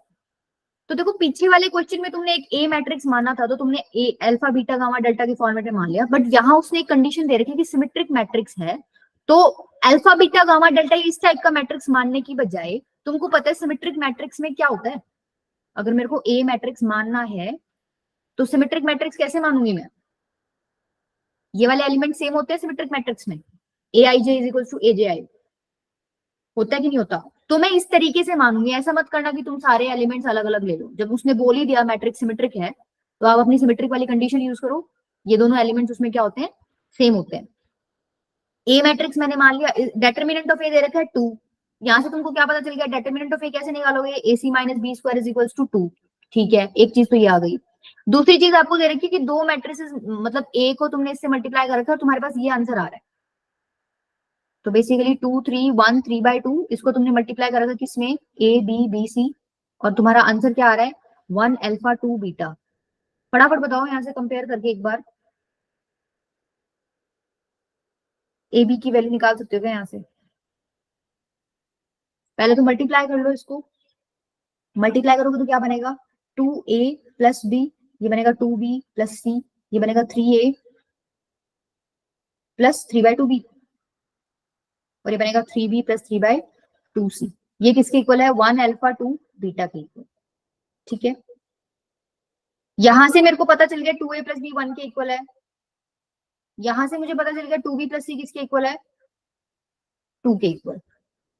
एक कंडीशन आपको ये दे रखी है, अल्टीमेटली आपको किस किस की वैल्यूज चाहिए? बीटा की वैल्यू चाहिए, एस की। एस क्या दे रखा है? Sum of diagonal elements of A. Sum of diagonal elements of A मतलब ए प्लस सी की वैल्यू चाहिए तुमको। एस है ए प्लस सी के इक्वल, इसका मतलब तुमको ए भी चाहिए सी भी चाहिए। बीटा, बीटा तो ये छोटे वाला इधर कोने में पड़ा ये वाला पार्ट है। यहां से निकालोगे तो बीटा किसके इक्वल है? 3b plus 3/2c। इसका मतलब बीटा कैलकुलेट करने के लिए तुमको बी और सी दोनों चाहिए। तो समझ आया, सवाल में तुमको एबीसी चाहिए। ठीक है, एबीसी तीनों ही चाहिए। तो एबीसी तीनों चाहिए तो तुम तुम्हें तीन इक्वेशंस दिख रही है, एक तो ये है, एक ये है, एक ये है। एक काम करो, यहां से ए की वैल्यू निकाल लो बी की टर्म्स में, कितनी हो जाएगी 1 माइनस 2a, यही हो जाएगी क्या? अरे क्या कर दिया, बी की वैल्यू निकालनी है ना, 1 माइनस बी बाई 2। यहां से क्या निकालोगे, सी की निकालो, 2 of twice of 1 minus B. C की वैल्यू आ गई, ए की वैल्यू आ गई बी की टर्म्स में, यहां पुट कर दो, क्या बी में एक क्वाड्रेटिक इक्वेशन बन जाएगी? बी की वैल्यू निकाल सकते हो आराम से, क्वाड्रेटिक भी नहीं बनेगी आई थिंक, सॉल्व हो जाएगा, सिंपल ही हो जाएगा, मुश्किल नहीं होगी कैलकुलेशन में। करो एक बार पुट, देखो 1 माइनस बी बाई 2, सी की वैल्यू कितनी है twice of 1 minus B square is equal to 2, ये 2 से 2 चला गया, ठीक है, ये बन गया 1 माइनस बी का square minus B square is equal to 2। Clear है? ठीक है, यहां से निकाल सकते हो बी की वैल्यू आसानी से।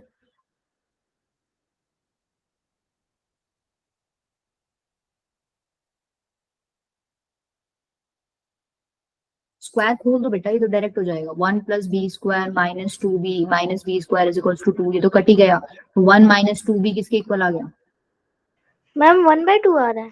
2 के इक्वल नहीं बेटा, यहाँ से कितनी आएगी देखो, बी की वैल्यू, हाँ -1/2 आ रही है ना, चेक करो एक बार, -1/2 आ रही है यहाँ से,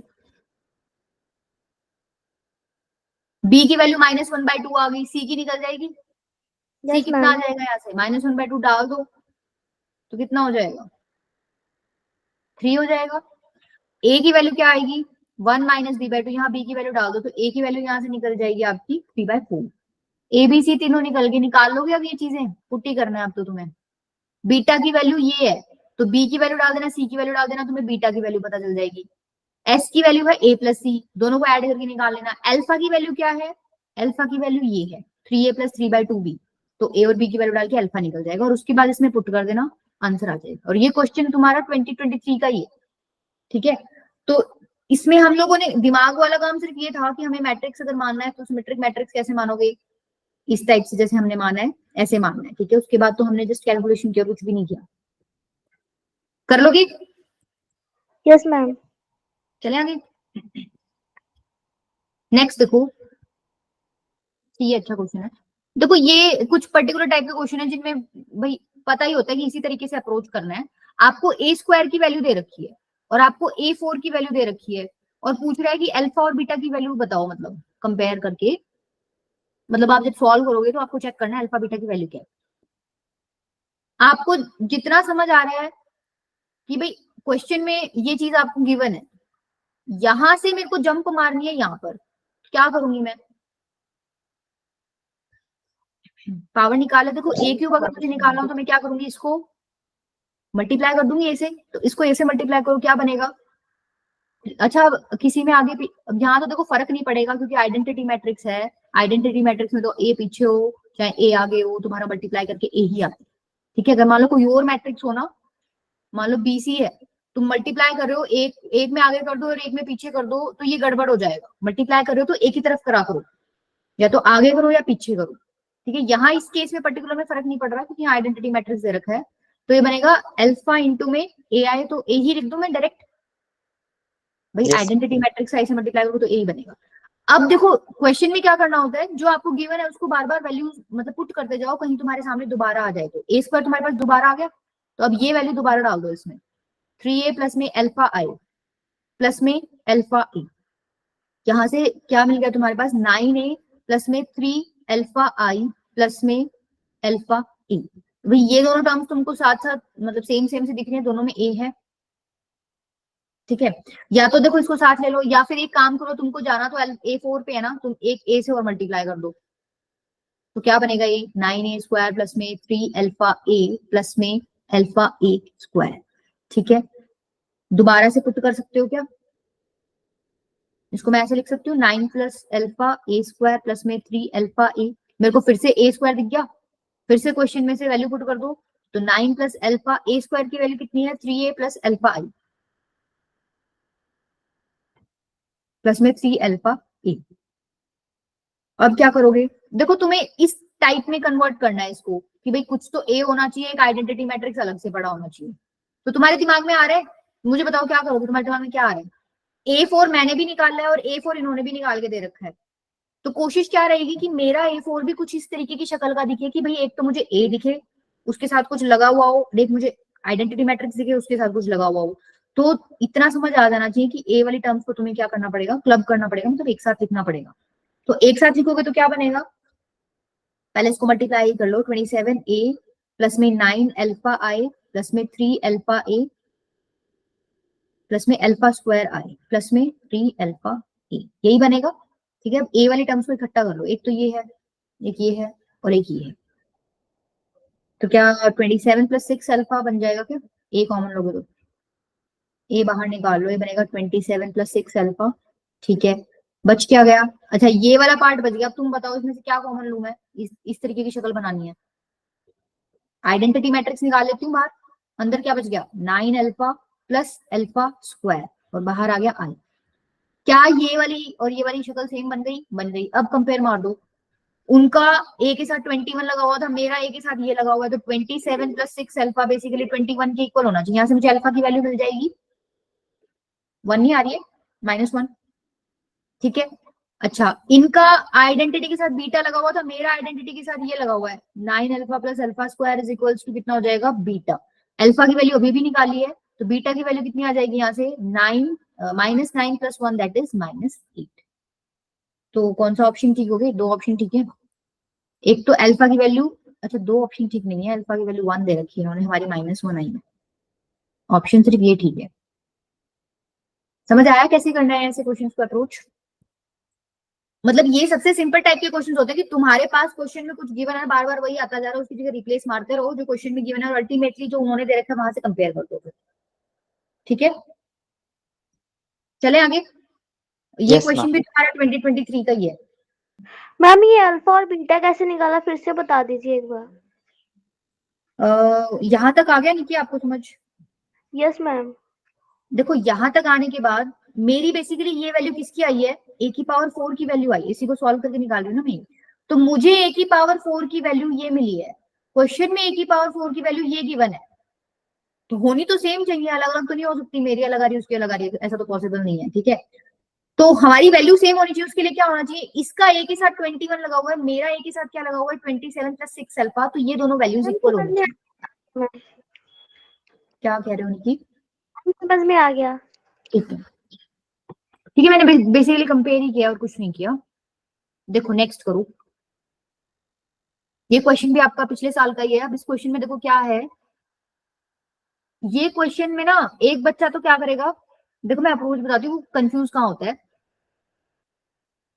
ज्यादा बड़ा क्वेश्चन नहीं है, मतलब मैट्रिक्स के अंदर आइडेंटिटी मैट्रिक्स ऐड करके पावर 11 चढ़ा रखी है, तो आपको कंफ्यूजन कहाँ होती है कि इसकी पावर 11 कैसे सॉल्व करूं, यही कंफ्यूजन रहती है ना। प्लस तो सब कर लेते हैं आइडेंटिटी मैट्रिक्स, ठीक है, पावर 11 में दिक्कत आती है।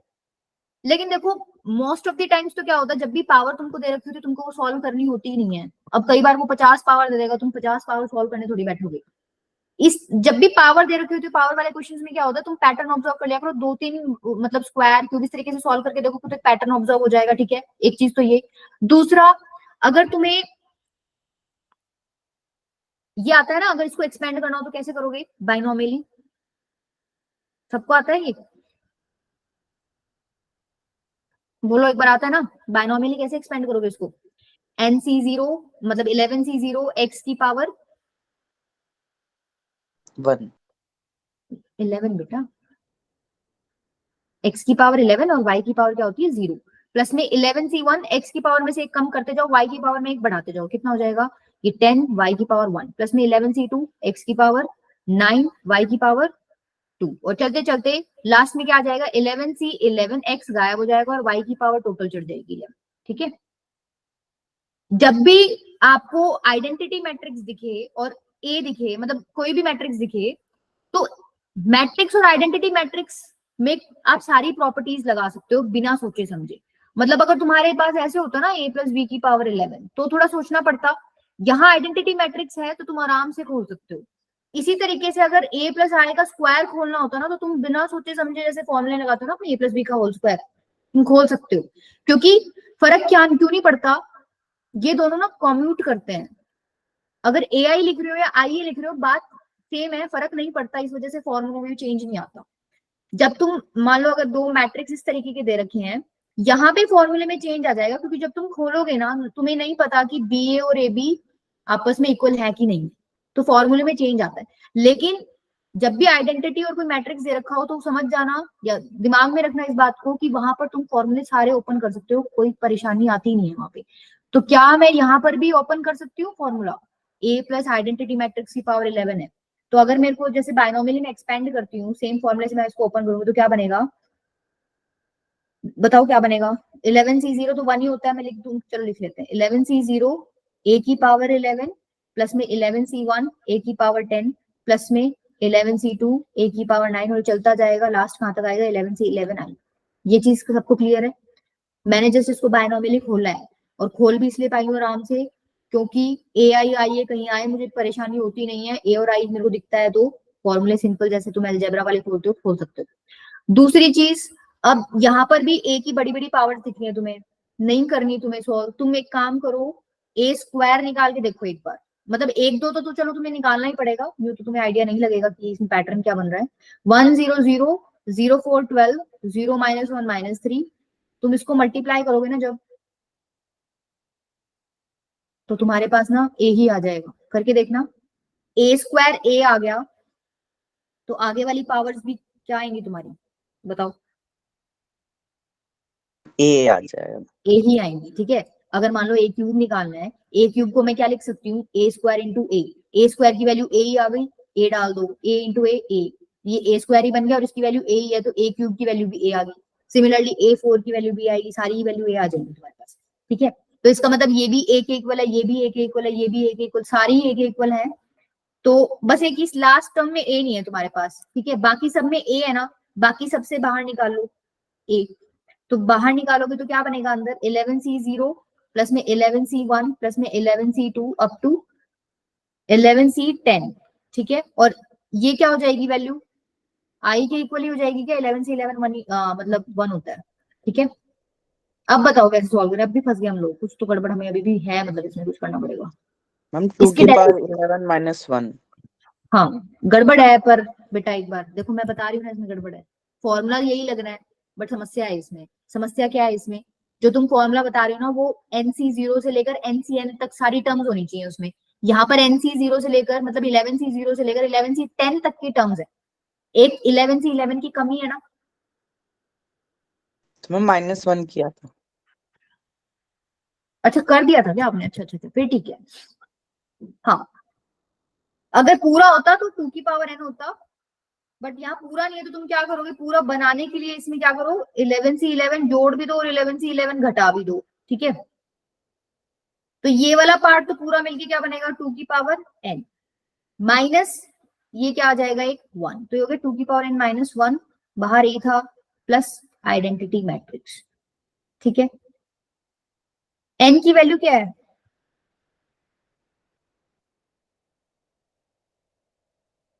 मैम 11। 11। 2 की पावर 11 -1, तो सवाल कितना बच गया आपका? 2 की पावर 11 -1 प्लस आइडेंटिटी मैट्रिक्स। 2 की पावर 11 -1 कितना होता है? देखो एक बार सॉल्व करो,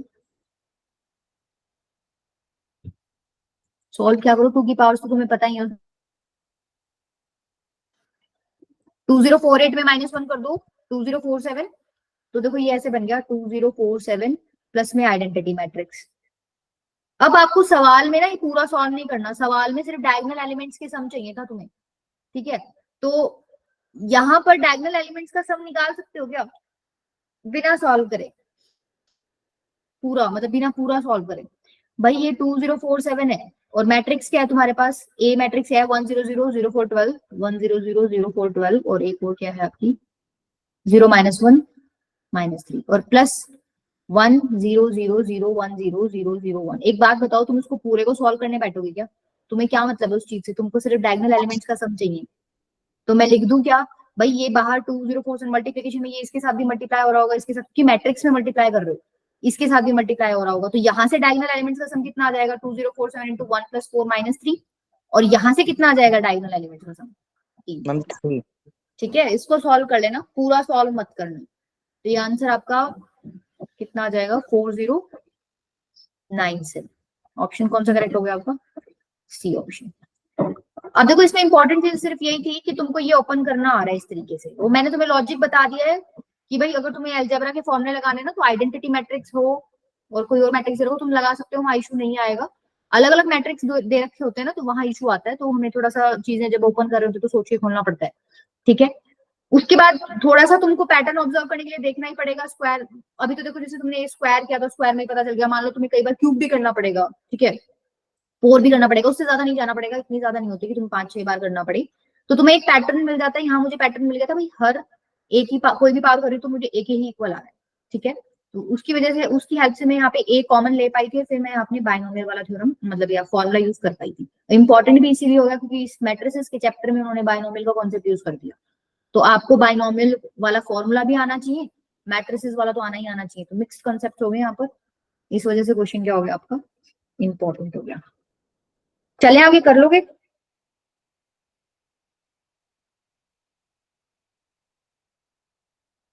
अब देखो जैसे इससे नेक्स्ट क्वेश्चन है, ये भी तुम्हारे पिछले साल का ही है और इसमें पावर क्या दे रखी है? 30 और 25।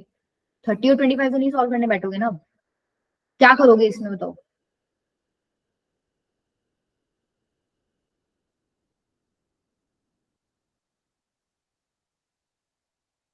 देखो इसमें पैटर्न की जरूरत नहीं है। एक चीज देखो, जैसे तुम इसमें पैटर्न बनाने बैठोगे ना तो तुम्हारा सेम आएगा ही नहीं। ए स्क्वायर निकालो एक बार। ए स्क्वायर कितना हो जाएगा? 1√3 माइनस √3 1, 1√3 माइनस √3 और 1, मल्टीप्लाई करो इसको,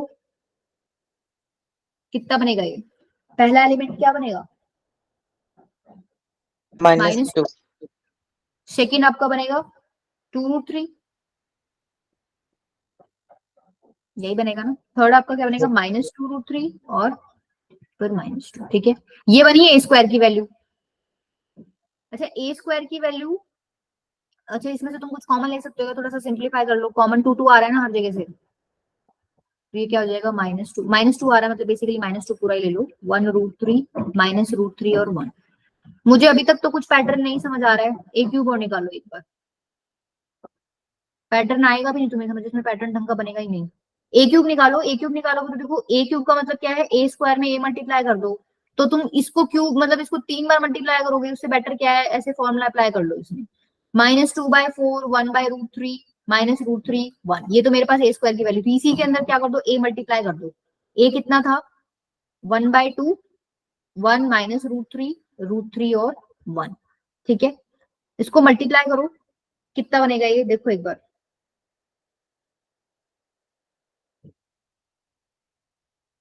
फटाफट देखो, यहीं से आंसर मिल जाएगा तुम्हें। बहुत अच्छी सी मैट्रिक्स बन रही होगी एक। जब तुम इसको मल्टीप्लाई करोगे ना तो तुम्हारा ये आंसर बनेगा। 4 कॉमन ले सकते हो यहाँ से, 4 कॉमन लोगे तो ये ऐसे मैम बनेगा। वो 1/4 होगा ना ए। मैम आपने 1/2 लिखा है। नहीं, ए 1/2 ही है बेटा, ये रहा। ये 1/4 तो तुमने ए स्क्वायर निकाला था ना, उसके लिए था।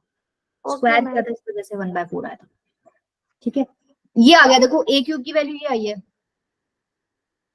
ये तो बड़ी सुंदर सी लग रही है तुम्हें मैट्रिक्स। -i के इक्वल। बस यही इंपॉर्टेंट चीज है भाई, ये बहुत इंपॉर्टेंट मतलब कॉन्सेप्ट आ गया है यहाँ पर भी, आइडेंटिटी आ रहा है। अब तुम चाहो तो A30 को ए क्यूब के फॉर्मेट में लिख सकते हो क्या? लिख सकते हैं ना, A30 को मैं ऐसे लिख दूं, क्या प्रॉब्लम है तो A30 है, ऐसे पावर्स मल्टीप्लाई हो जाएंगी। अब ए क्यूब की वैल्यू -i है, तो -i की पावर 10। अब आई की कितनी पावर कर लो, आंसर क्या रहेगा? हम आई। आई। ठीक है, आई ही रहेगा, मतलब ये तो आई ही रहेगा। ठीक है, मतलब इसकी वैल्यू तुम्हें आई नहीं, आई पता चली। अब ये 25 है, अब तुम 25 को ऐसे तो 3 में ब्रेक नहीं कर सकते। 25 को कैसे ब्रेक करोगे? ए की पावर 3 की पावर 8 इंटू ए कर सकती हूँ ऐसे में। Yes ma'am. हम हो ठीक है, ये क्या हो जाएगा? ए क्यूब डाल दो -i की पावर 8, इवन पावर है तो आई बचेगा, आई इंटू ए, आई इंटू ए ही हो जाएगा। इसका आंसर आ गया ए। माइनस ए साथ लगाओ तो कट ही गया, तो ultimately I is equal to I आ गया, तो ऑप्शन बी ही आपका क्या हो गया, करेक्ट हो गया। ठीक है, तो मतलब यहाँ से एक चीज और समझ आ रही है भाई, कई बार पावर्स करते हैं तो हमारे पास आइडेंटिटी मैट्रिक्स इक्वल आ जाए, तो ये तो बहुत ही मतलब क्वेश्चन को आसान कर देगा, क्योंकि आइडेंटिटी की तो कितनी ही पावर कर लो तुम्हारा आंसर आइडेंटिटी ही रहेगा। ठीक है, ये क्वेश्चन तुम्हारा लास्ट ईयर आया था। थोड़ा सा डिफरेंस देख लिया करो, जो जो हमने क्वेश्चंस किए हैं, ये भी पावर का ही क्वेश्चन था। ठीक है, ये भी पावर का क्वेश्चन है जो नेक्स्ट किया था, और इससे अगला भी पावर का है। इस क्वेश्चन मतलब इस टाइप का क्वेश्चन 3-4 बार आ चुका है आपके पेपर में, बस थोड़ा सा डाटा चेंज कर देते हैं वो। बताओ कैसे करोगे। देखो जब भी इस तरीके का सवाल आए ना, तो एक बार मैट्रिक्स ऑब्जर्व करो, जो पी मैट्रिक्स है उस पी मैट्रिक्स को देख के तुमको आइडिया लग जाना चाहिए कि ये ऑर्थोगोनल मैट्रिक्स है। ठीक है, अच्छा ऑर्थोगोनल की पहचान मैं बता देती हूँ। देखो पहचान कैसे करोगे, कि कोई किसी को पता है क्या ऑर्थोगोनल देखते ही कैसे पता करोगे ऑर्थोगोनल है कि नहीं है? शॉर्ट तरीका बता देती हूँ, देखते ही पता चल जाएगा। तुम क्या मानो ना, तुम मानो कि ये एक वेक्टर है, ठीक है, √3/2 आई कैप और -1/2 जे कैप, ये भी क्या है, एक वेक्टर है। ठीक है, वेक्टर का मैग्नीट्यूड कैसे निकालते हो, आई के साथ जो लगा होता है उसका स्क्वायर, जे के साथ जो लगा होता है उसका स्क्वायर, और उसका क्या ले लेते हो, अंडर रूट। ठीक है, तो अगर मैं इसको इस तरीके से लिख रही हूँ √3/2 आई कैप -1/2 जे कैप, इसका मैग्नीट्यूड कितना हो जाएगा बताओ। ये ना ऐसे कोई लॉजिक नहीं है, ऐसे क्यों लिख रहे हो, ये मैं बस याद करने के लिए बता रही हूँ, तुम्हें ऐसे याद हो जाएगा ये जो तरीका बता रही हूँ ना। मैग्नीट्यूड बताओ एक बार कितना है, 1 आ रहा है। ठीक है, सिमिलरली अगर तुम इसको एक वेक्टर मान रहे हो 1/2 आई कैप प्लस √3/2 जे कैप, तो इसका मैग्नीट्यूड बताओ कितना आएगा। हम 1। मैम 1 1। ही आएगा। ठीक है, इसका मतलब एक चीज तो तुमको क्लियर हुई, दो कॉलम्स पकड़े, उनको हमने एज अ वेक्टर ट्रीट करके मैग्नीट्यूड निकाल के देखा, मैग्नीट्यूड हमारा क्या आ रहा है, 1 आ रहा है। अब ये दोनों वेक्टर्स तुम्हारे पास कैसे रहे होंगे, ऑर्थोगोनल रहे होंगे। ठीक है, उसके लिए क्या करोगे, इनको मल्टीप्लाई करो, इनको मल्टीप्लाई करो, ऐड करो, आंसर 0 आना चाहिए।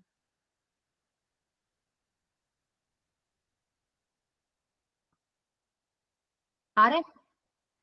Yes ma'am. ठीक है, तो अगर ये दोनों कंडीशंस तुम्हारी मैट्रिक्स में सेटिस्फाई हो रही है ना, तो समझ जाना मैट्रिक्स कैसा है, ऑर्थोगोनल। अब वो एक और जोड़ दे मान लो, ठीक है, तो उसमें क्या चेक कर लोगे, मैग्नीट्यूड निकाल लेना, और इन तीनों की मल्टीप्लिकेशन इन तीनों की मल्टीप्लिकेशन ऐड करो तो 0 आंसर आना चाहिए। वो तुम्हारा क्या हो जाएगा, मैट्रिक्स, ऑर्थोगोनल मैट्रिक्स हो गया। ऑर्थोगोनल मैट्रिक्स समझ आ गया कैसे देखोगे, ये तुम्हारा ऑर्थोगोनल मैट्रिक्स है, क्लियर है ये चीज। दूसरी चीज, ऑर्थोगोनल मैट्रिक्स की तुम्हें कंडीशन ध्यान होनी चाहिए भाई, कोई भी मैट्रिक्स अगर ऑर्थोगोनल है तो उसका उसके ट्रांसपोज के साथ मल्टीप्लिकेशन करोगे तो आंसर कितना आता है, आई। और ये आगे लिख लो पीछे लिख लो, दोनों में ही आंसर आई आता है। ठीक है, ओके मैम। बस तुमको ये यूज करना है अब इस सवाल में, भाई Q इसके इक्वल है, और यहाँ Q की पावर 2007 कर रखी है। पहली बात तो ये तो क्लियर है, 2000 पावर तो नहीं करने बैठूंगी मैं। पी टी क्यू 2007 पी, इसको कैसे ओपन करोगे, पी ट्रांसपोज। अच्छा Q की पावर 2007 का मतलब क्या है, Q की वैल्यू ये है, पी ए पी ट्रांसपोज की पावर 2007 और इंटू पी। ठीक है, इसका मतलब क्या है, इसकी पावर 2007 मतलब ये जो बीच वाला पार्ट है ये 2007 बार लिखा गया है, यही मतलब है ना इसका। पीटी, भाई मान लो मैंने ये लिख दिया, एक बार लिख दिया, 2 बार लिख दिया, ठीक है, 3 बार लिख दिया, इसी तरीके से यहाँ पर 2007 टाइम्स लिखा गया है। समझ आ रही है बात, एक मान लो लास्ट होगा पी ए पी ट्रांसपोज, और एक पी तुम्हारा ये बाहर वाला है, ये 2007 टाइम्स लिखा हुआ है। ठीक है, अब प्रॉपर्टी कैसे यूज करोगे, प्रॉपर्टी देखो, पीपी ट्रांसपोज आइडेंटिटी मैट्रिक्स के इक्वल है, कहां कहां दिख रहा है तुम्हें पीपी ट्रांसपोज, ये रहा, ये रहा। ठीक है, यहां पर भी दिख रहा है, इसी तरीके से यहां पर भी दिख रहा है, दिख रहा है कि नहीं दिख रहा। अच्छा मुझे एक चीज बताओ, ये जो मैंने लिखा हुआ है ब्लू कलर में, इसमें तुम्हें ए कितनी बार दिख रहा है,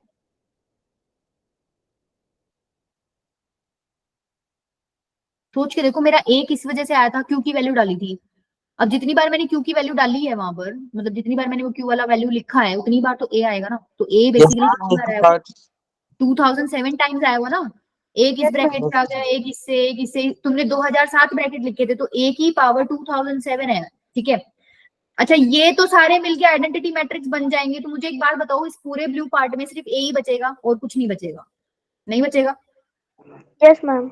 तो यहां से मुझे क्या मिल गया, ये a की पावर 2007 के इक्वल है। अब सवाल तुम्हारा ये रह गया कि a की पावर 2007 कैसे निकालोगे। अब देखो इसमें इस क्वेश्चन में एक पर्टिकुलर पैटर्न तुम्हारा बनता है। भाई तुमको a दे रखा है, ठीक है, तुम a स्क्वायर निकालोगे और a क्यूब निकालोगे ना, तो एक पैटर्न बनेगा। यहाँ पर निकाल के देखो एक बार क्या बन रहा है।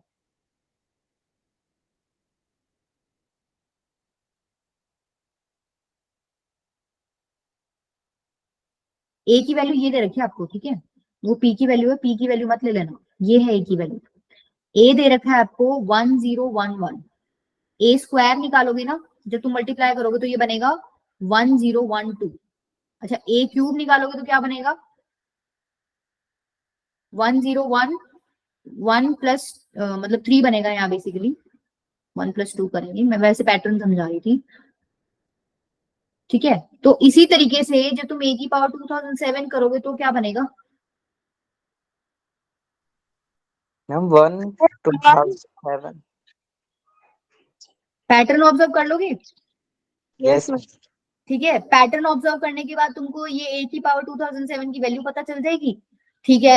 अच्छा ये वैल्यू बेसिकली मतलब इसकी वैल्यू तुम्हें पता चल गई, तो ये आंसर किसका आया तुम्हारे पास, इसी को तो सॉल्व करके आया ना, ये तुमने सॉल्व मारा है पूरा और तुम यहाँ पहुंच गए थे, ठीक है। तो जो तुम्हें a की पावर 2007 की वैल्यू मिलेगी वो इसके इक्वल होगी, और ये किसके इक्वल दे रखा है क्वेश्चन में, इसके इक्वल। तो यहाँ से जब तुम a की पावर 2007 निकालोगे तो बनेगा ऐसे, यहां से इसको कंपेयर कर लो। अब a की वैल्यू 1 आ गई, b की वैल्यू 2007 आ गई, c की वैल्यू 0 आ गई, d की वैल्यू 1 आ गई। अब ये सारी वैल्यूज इसमें पुट कर देना, तुम्हारा आंसर आ जाएगा, ठीक है। इसमें इंपॉर्टेंट चीज यही थी, पहली बात तो तुमको ऑर्थोगोनल पहचान में आना चाहिए, दूसरी चीज तुमको ऑर्थोगोनल की कंडीशन पता होनी चाहिए, तीसरी चीज यहाँ पर ये किस तरीके से तुमने अरेंजमेंट किए, तुम्हारी ये p ट्रांसपोज p गायब ही हो गई, a बच गया, a की पावर 2007 बच गई। ये 3 चीज इंपॉर्टेंट है इस क्वेश्चन में, और ये पर्टिकुलर टाइप का क्वेश्चन 4-5 बार आया हुआ बेटा, इसको ध्यान से कर लेना, ठीक है। और प्रोसीजर सेम है, ठीक है, प्रोसीजर सब में सेम है, डिफरेंस कोई नहीं है, कर लोगे। चले आगे, तुम लोगों को जाना है, मैं थोड़ा टाइम और ले सकती हूँ। क्या कह रहे हो बेटा, मैम डी। हाँ डी आया। तुम लोग थोड़ा 15-20 मिनट और बैठ सकते हो क्या, यस मैम। ठीक है। अच्छा देखो ये कुछ पर्टिकुलर टाइप के क्वेश्चन हो गए। अब जैसे ये है क्वेश्चन, एक ए आपको स्क्वायर मैट्रिक्स दे रखा है जिसका ऑर्डर 3 है और ए आई जे इसके इक्वल है। पहली बात तो मेरे को ये बताओ ये किस लिए दे रखा है, तुम्हें मैट्रिक्स पता चल जाए इसीलिए दे रखा है ना। भाई तुम एक एक करके आई जे की वैल्यू डालोगे, तुम A11 निकालोगे, A11, A12, A13, A21, A22, A23, A31, A32 और A33, ये सारी वैल्यूज, मतलब यहाँ पर आई जे की वैल्यू 1 डालोगे तुम्हें ये मिलेगा, ये मिलेगा, सारे एलिमेंट्स मिल जाएंगे, तो तुम्हें ए मैट्रिक्स मिल जाएगा, ठीक है। जब तुम देखोगे, मैं बता देती हूँ यहाँ पर, ए मैट्रिक्स आपको क्या मिल जाएगा, वैल्यूज पुट करोगे तो 1 to 4, 1/2, 1 2, 1/4, 1/2 और 1, ठीक है। अब देखो यहाँ पर भी बहुत सारी पावर्स दे रखी हैं। अब वही बात है, पावर्स दे रखी हैं तो कुछ तो गड़बड़ है यहाँ पर, मतलब कुछ तो पैटर्न बन रहा है, कुछ तो चेंज आएगा यहाँ पर। ए की वैल्यू दे रखी है, तुम क्या चेक करोगे, ए स्क्वायर निकालोगे। जब तुम ए स्क्वायर निकालोगे तो तुम्हें क्या पता चलेगा, 3a के ही इक्वल है, ठीक है। फिर तुम क्या चेक करोगे, तुम ए क्यूब निकालोगे। अगर ए स्क्वायर 3a है, ए क्यूब को मैं क्या लिख सकती हूँ, ए स्क्वायर इंटू ए स्क्वायर की वैल्यू कितनी हो जाएगी, यहाँ से डाल दो 3a, ये हो जाएगी 3a स्क्वायर, ये हो गया 9a, 9a, हाँ 9a, ठीक है। अच्छा 9a मत लिखो, अभी तुम्हें पता चलेगा 9a क्यों नहीं। एक काम करो, तुम A4 निकालो, A4 क्या हो जाएगा, ए क्यूब इंटू ए क्यूब क्या है 9a, ए क्या है 3a, ये कितना हो गया 27a। तो एक पैटर्न अब तुमको ऑब्जर्व करना है, देखो ये 3a था, ये क्या है 3 का स्क्वायर है, ये क्या है 3 का क्यूब है, पैटर्न दिख गया, दिखा भी नहीं दिखा, यस मैम। ठीक है। तो तुमको ये ऐड करना है, ए स्क्वायर की वैल्यू क्या थी तुम्हारे पास 3a, ए क्यूब की वैल्यू क्या है 3 स्क्वायर ए, आगे 4 की वैल्यू क्या है 3 क्यूब ए, ठीक है। इसी तरीके से ये A10 तक जा रहा है, A10 की वैल्यू क्या होगी 3 की पावर 9a, ए। ठीक है। ए कॉमन आ रहा है सब में से, अंदर क्या बन गया 3 + 3 स्क्वायर, जीपी बन गई। Yes ma'am ma'am. एक बार ए की पावर 4 वाला समझाना। देखो बेटा ए की पावर 4 में हमने क्या किया, ए की पावर 4 को आप ए क्यूब इंटू ए लिख सकते हो ना, ठीक है। यस ए क्यूब की मैंने ये वैल्यू डाल दी 9a, मतलब ये वाली 9a डाल दी ए क्यूब की जगह, और ए की वैल्यू ए की वैल्यू क्या डाल दी मैंने, मैम 3a आपने डाला। हाँ अच्छा, ए की वैल्यू डाल दी 3a।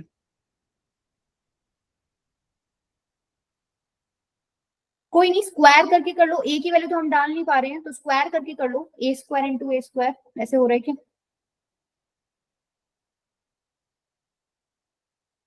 यस अच्छा देखो, ये मैंने एक्चुअली क्या कर दिया ना, पढ़े रहने दो तुम, ऐसे 3 मत डालो, एक सेकेंड। अगर हम लोग ए क्यूब की वैल्यू डाल दें बस, और ए की वैल्यू डालें ही ना, तो बनेगा 3 स्क्वायर ए इंटू ए, यही बनेगा ना। अब ये क्या हो गया, 9a स्क्वायर। अब तुम ए स्क्वायर की वैल्यू डाल दो 27, ये बन, मैम। ठीक है। समझ आ गया, ये जीपी बन जाएगी। जीपी का फॉर्मूला तो तुमको आता है, यहाँ पे सम ऑफ कितनी टर्म्स होगी ये, 9 टर्म्स या 10 टर्म्स, 9 टर्म्स होगी ना, यस मैम 9 9 टर्म्स का सम निकाल लेना। बस ये सम वाला फॉर्म तुम वैसे देख ही लो, तुमको आइडिया वैसे भी लग जाना चाहिए कौन सा ऑप्शन आएगा, निकाल लोगे ना अब तो। सम ऑफ जीपी का फॉर्मूला लगाना है, यस मैम। ये कर लेना, ऑप्शन मैच कर लेना, ठीक है, ये हो ओके। जाएगा। तो 4-5 क्वेश्चन कर लिए हमने पावर के, तुम डिफरेंस देखते रहा करो, ये मैं तुम्हें कल कराऊंगी। एक एक ये क्वेश्चन है देखो, एक बार मैं, एक बार ये बताओ, ये कर लोगे अब, पावर के क्वेश्चन कर लिए हैं हमने, खुद सोच के देखो एक बार, ए की पावर 2025 देखा है, 2025 पावर निकालोगे क्या, नो मैम। तो क्या करोगे बताओ? हम स्क्वायर करेंगे पैटर्न ऑफ। हाँ पैटर्न ऑब्जर्व करोगे, पैटर्न कौन सा दिख रहा है तुमको यहाँ पे, देखो जैसे ही तुम स्क्वायर करोगे, मतलब यहाँ कोई सुंदर पैटर्न नहीं बनेगा, मतलब पैटर्न इतना सुंदर नहीं बनेगा जितना अभी तक बन रहा था। देखो ए की वैल्यू ये है, ए स्क्वायर करोगे ना तुम्हारे पास ऐसे बनेगा, मैं डायरेक्टली लिखवा रही हूँ, तुम अपना एक बार घर पे बैठ के कर लेना इसको, 0 1 0, ठीक है। फिर तुम ए क्यूब करोगे, तो ए क्यूब करोगे तो देखो ये बनेगा। मुझे पैटर्न तुम बताना कि इसमें बन क्या रहा है, मैं नहीं बताऊंगी, मैं तुम्हें सिर्फ ये लिख के दिखा रही हूँ, 1 3 1 0 1 0 0 1 0, बताओ पैटर्न दिख गया। ए एन अगर लिखना हो मुझे, मैं कैसे लिखूंगी, ये दोनों तो सब में सेम आ रही है, ये तो इसमें तो कोई सोचने की बात नहीं है, 0 1 0 0 1 0। जब स्क्वायर निकाला इधर 1 था, ये ऊपर वाले और नीचे वाले एलिमेंट्स तो सब में सेम है। क्यूब निकाला तो इधर 2 था, 4 निकाला तो 3 था, एक कम है ना, तो n निकालूंगी तो यहाँ n-1 आ जाएगा। मैम आपने वहाँ पे 1 लिखा है ए क्यूब में लास्ट में।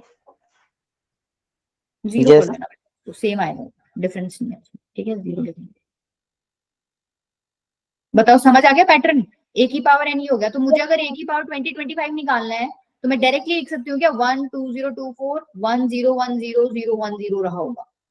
अगर मुझे ए की पावर 2020 निकालना है, तो मैं लिख सकती हूँ 1 2 1 2 0 1 9 1 0 1 0 0 1 0, ये रहा होगा, ठीक है। और इन दोनों को माइनस करोगे तो क्या बनेगा, मैट्रिक्स 1 5 1 0 1 0 0 1 0। अब तुम्हें इन ऑप्शन में से देखना है कि ये वाला किसके साथ मैच होएगा। ऑब्वियस सी बात है, तुमको 5 चाहिए बीच में, तो 5 कैसे आएगा, हम D6 पावर लेंगे।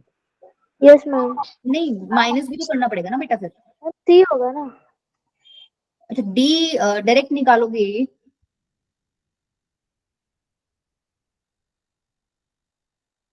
अच्छा मैंने माइनस में ही गड़बड़ कर दी, तुम्हारी गलती नहीं मेरी गलती है। एक बात बताओ, जब हम इसको माइनस करेंगे तो ये 1 1 आएगा क्या, यहाँ 0 0 नहीं हो जाएगा क्या? भाई इसमें से आप ये माइनस कर रहे हो, ये एलिमेंट्स माइनस करोगे तो 0 0 हो जाएगा, सेम नहीं बनेगा ना। यहाँ पर भी 0 हो जाएगा, ये समझ रहे हो, इधर भी 0 हो जाएगा, सब कुछ 0 हो जाएगा, बस एक बीच में 5 बचेगा तुम्हारा। समझ आया क्या मिस्टेक हुई थी? Yes ma'am. ठीक है, तो अब तुम्हारा ए आंसर आ जाएगा, है ना। Okay ma'am. ठीक है, तो अब देखो इसमें तुमको 4 पावर तक जाना पड़ा है, ठीक है। अब यहाँ पर 2 निकालते हो तो भी थोड़ा सा कंफ्यूजन रहता है, बस 2 में ये क्लैरिटी आ जाती है, भाई ये दोनों तो बिल्कुल सेम है, ये वाला एलिमेंट भी सेम है, ये भी एलिमेंट सेम है, तुम्हें यहाँ से थोड़ा आइडिया लगने लग जाएगा। बस प्रॉब्लम सिर्फ इस एलिमेंट में आ रही है। फिर तुम 4 पावर करोगे तो तुम्हें बिल्कुल ही क्लियर हो जाएगा जब 3 आएगा यहाँ पे, ठीक है। फिर पैटर्न से पता चल जाएगा और फिर अपनी वैल्यूज निकाल लेना। एक क्रैमर्स रूल पे और कर लो क्वेश्चन, ताकि ये हो जाए, ये हमने उस पे कर लिया है। ये लास्ट ईयर का क्वेश्चन है, सिमेट्रिक और स्क्यू सिमेट्रिक पे, सबसे आसान टाइप के क्वेश्चंस होते हैं ये।